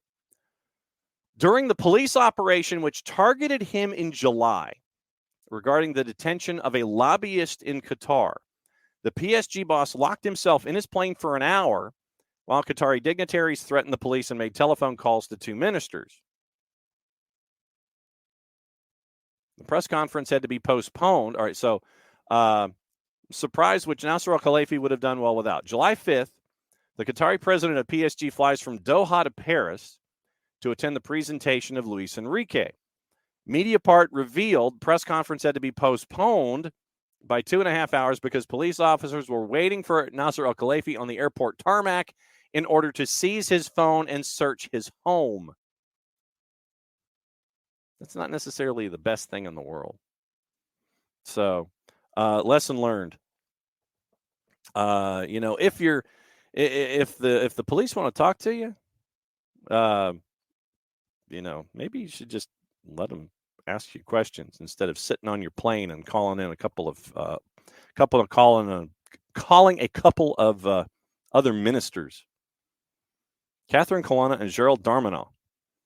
So Jan Philippine, it's behind a pay window, but it was an interesting story about revelations from Mediapart in France. So yeah, Nasser Al-Khelaifi hid on his airplane in July so he wouldn't have to have a discussion with the police. The other thing that I wanted to get into before we go, and like I said, next time Nick comes on, I want to discuss with him a couple of things having to do with Redbird Financial, Jerry Cardinale, and what we talked about last week involving the discontinuing of one of the bylaws in Italy to help out teams where it's been on the books for a while, but now that's being discontinued, and there's a lot of concern that Serie A, because they wouldn't be able to bring in higher profile players, wouldn't be able to match salaries, that Serie A might be left behind because of laws in Italy that are on the books that are going to be not used anymore. And so there's a great concern about this. And the other element that I wanted to get into with Nick is the possibility that AC Milan might be up for sale, and Jerry Cardinale might be looking to get out of his investment. And that was something that it looks like, and it came from our friends at Italian Football TV and IFTV in and of itself. So keep an eye on Redbird, and keep an eye on the idea of a possible sale from Jerry Cardinale and Redbird. So we'll keep an eye on that also as part of the news of the day when it comes to just down the line a little bit. And there was another story from our friends at Italian Football TV. You know how we always have the Nicholas Bentner stories? Mondays with Bentner has today turned into Tuesdays with Bentner because of an interview that he did where he was discussing training against Chiellini under Antonio Conte at Juve. So here's what Bentner said. So Tuesdays with Bentner. I wish we had a drop or something. But Tuesdays with Bentner, quote, "I didn't arrive at Juve in the best shape, but after 4 months of not playing, I was set to start a match. In the last training session before the game, Conte wanted us to practice corner kicks, but not in the traditional ways, just me versus Chiellini. Conte wanted me to go head-to-head with Chiellini and do 30 corner kicks. 30! All the other players just stood there watching us, and if I won a duel against him, then Buffon was the goalkeeper. I don't need to explain that I didn't score, do I? I've never met someone like Chiellini, a top player and an even better person, but I'm telling you guys, I never met someone who ate more Parmesan on their food than he did. Holy-ish. So Lord Bentner, via the Stolpe Independent Podcast, and Morten Bering, who's been a Juve fan since the early 90s. He's a licensed coach and a member of the Danish Juve podcast. So Morten Bering on the Stolpe Ind podcast gets that story from Lord Bentner about going up against Chiellini. But I did not know, and not really a surprise, mind you, but I did not know that Chiellini put more Parmesan on his food than the average bear. Definitely something that I did not know. Once again, before we go, I mentioned it earlier about our next help of Alex. Yeah, we got to ask Bart next time if he's recovered from his Duke's Mayo overdose. I don't know if he has, but apparently, he tried it on a pepperoni roll, and that drew the ire of the Episcopalian Diocese of the state of West Virginia.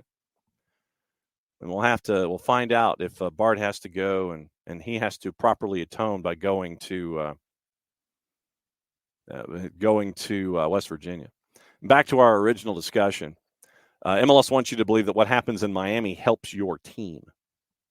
When we were discussing, where I was maintaining that, you do you. Don't get bogged down in Messi and friends. Don't get bogged down in what's going on at LAFC. Don't get bogged down in that stuff. Focus on what's going on with you. Build you. As we go to MLS 3.0, MLS 3.5, whatever you want to phrase it.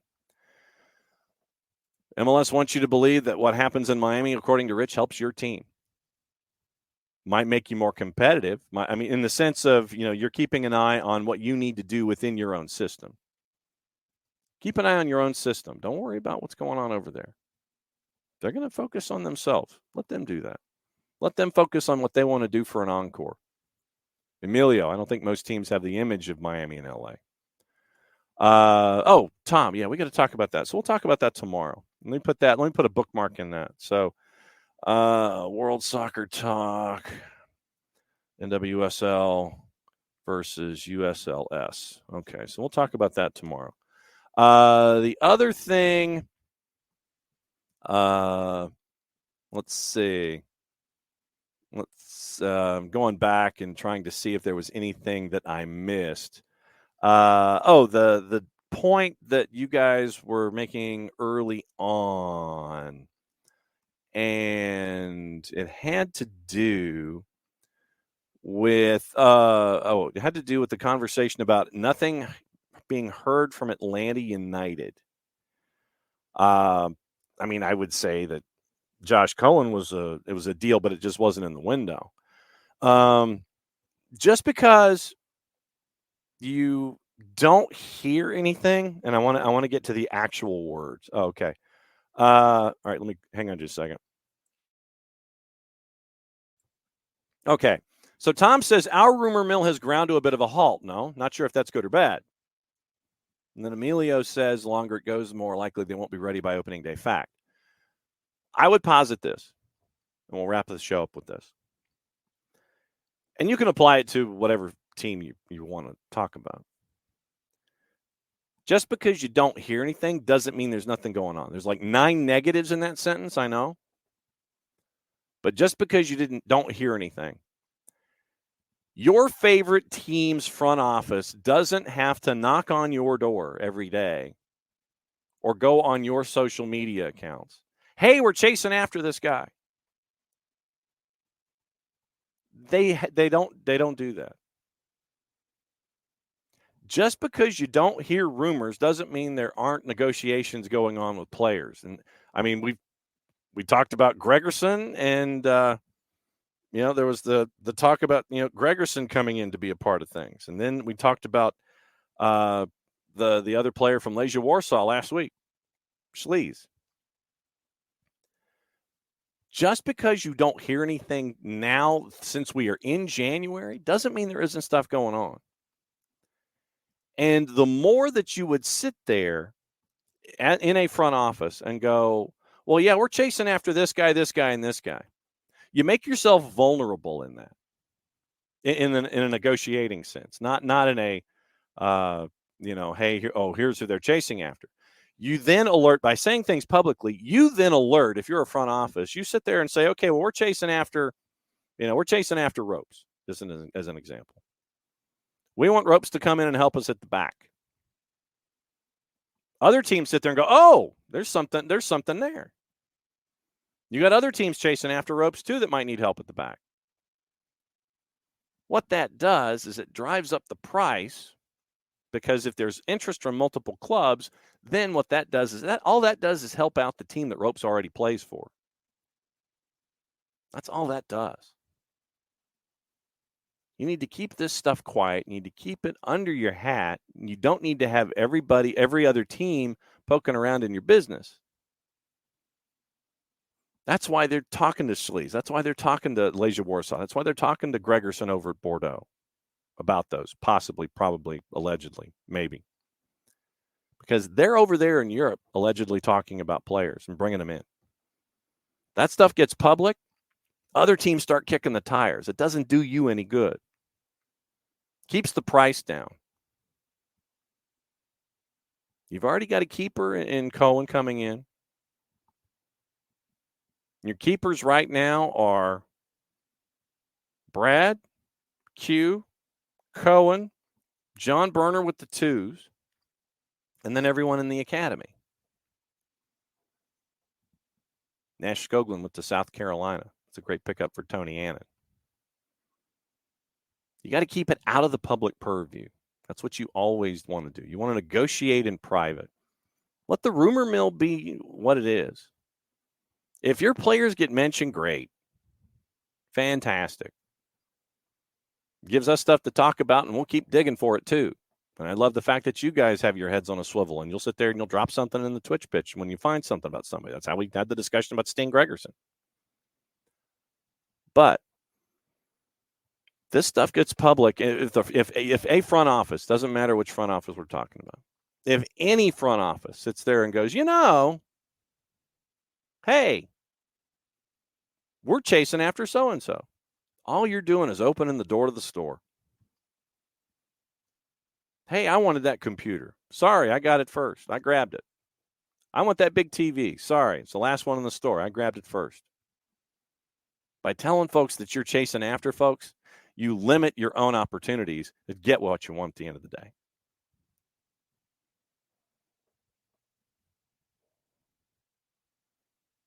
So it's all out there. Yeah. And Tom, specifically why you mentioned the rumor mill. I'm now very used to the fact the front office tight-lipped, and rightly so. And Emilio, to your point, a matter of players being ready to start instead of being ready in April. You get the secrecy. Oh, I understand that. But that's what training camp is for. And by the way, we're probably heading over to Birmingham. So you want to bring in folks. I know you want to bring them in as early as you possibly can. But once again, teams, the desired individuals, those teams are going to hang on to those guys as long as they can to try to get the best deal. Unless the team is really ready to sell. So what you want versus what the club wants that you're chasing after the player, if it's not in the public opinion, then they're going to hang on to it to try to see if they can drum some of that up. That's why they're going to hang on to the player as long as they can. That's why Giacomakis was as late as it was. Because Celtic wanted all the talk from Urawa Red Diamonds. You have to say that slowly. They wanted all the talk and all the money. They wanted the money from Urawa. So there you go. Back to OSG Sports, the review. Tom says, by the way, unrelated. Come to the conclusion in the last 24 hours, Florida State's the most delusional fan base in all of sports based on the 280-character timeline. Anyway, as an alum, I've tried to be open-minded about the whole thing. But when 27 of your players, 9 linemen, both sides of the ball, so 1/3 of the players that are out, either by opting out, portaling, or being injured. It showed, that game in particular showed that the 27 players that were out for Florida State were far more needed than the 23 that opted out for the University of Georgia. Made this point on that show. By the way, go to OSG Sports. You can search that out on Spreaker. It's also available on YouTube and on social media channels. OSG Sports, The Review. We talked about it. We talked about it a lot, and we talked about it on this week's show, which is posted. If you're the University of Georgia, you had 7 players who were injured. Bowers, Mims, etc. But the players that were portaling, the 16 or 17 of them that were portaling, the 16 that were portaling, 16 portaling, 7 injured. And Alex, if you need, I can tell you all about communications, but if that's seriously, might be a little pricey because of out-of-state tuition. It was for me. I had to go GSLs, but thank you for leaning toward Florida State. But for Florida State, in and of itself in college football, the 16 players that were portaling for the University of Georgia, I could only think of 5 from my time in covering high school football in the state of Georgia that I knew.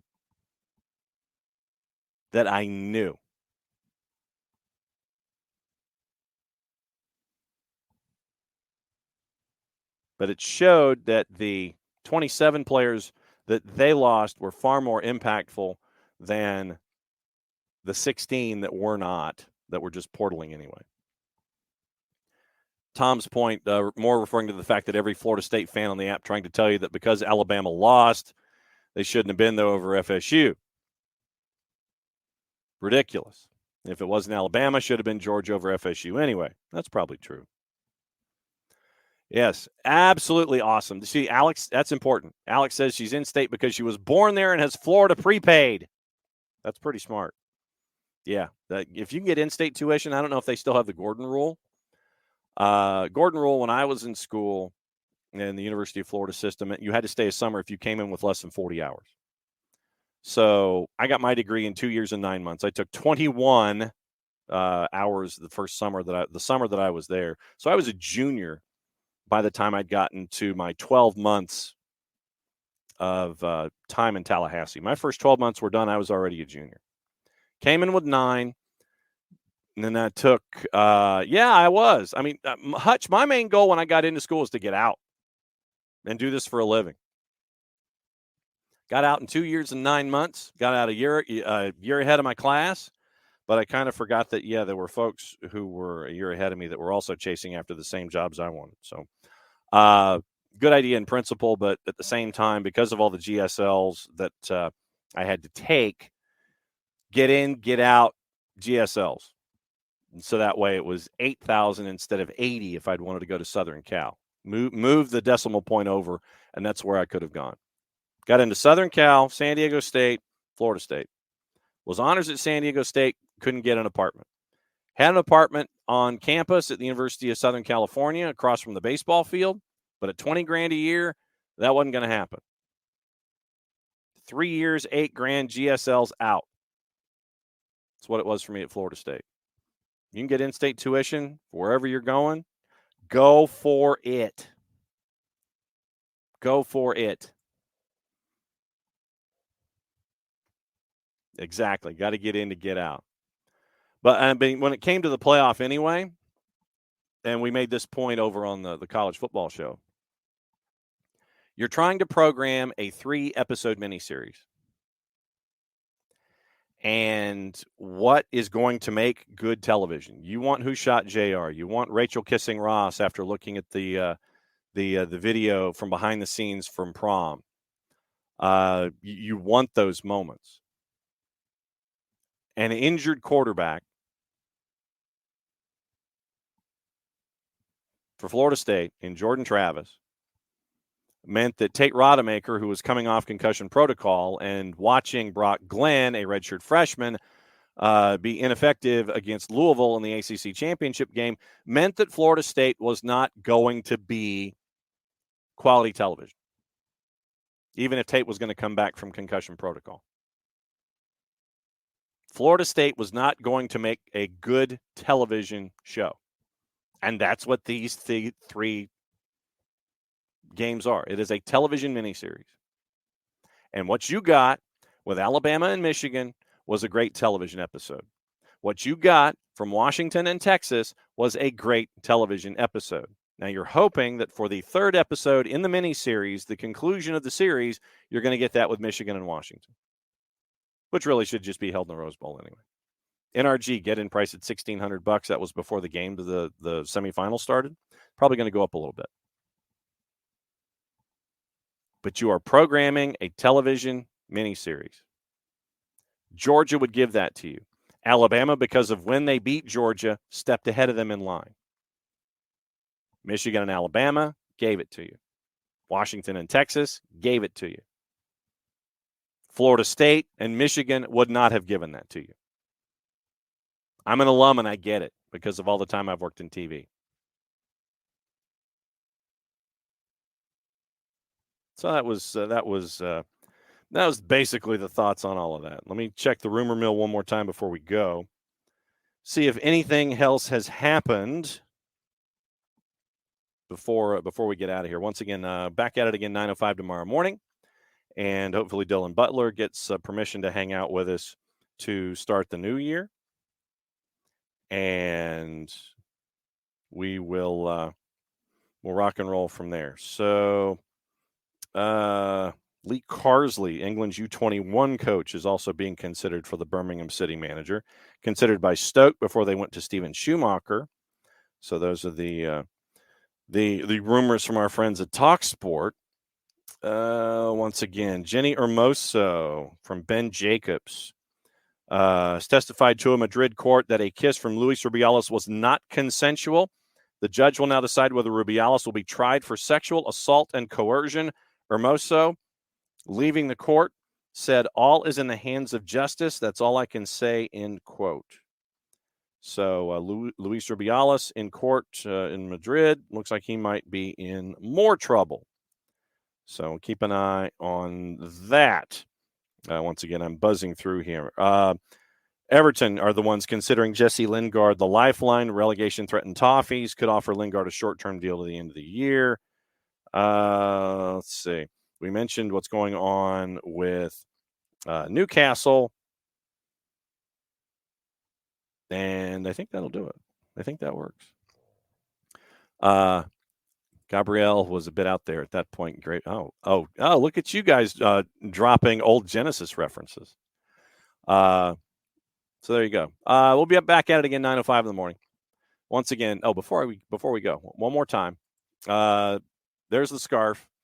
That's from our friends at Die Hard. That's going to help out the Marshall Islands Soccer Federation. More details coming up in weeks as we figure out how to make sure that we can all help out the Marshall Islands and bring the national team forward with them. And so, like I said, they're trying to do stuff here like October.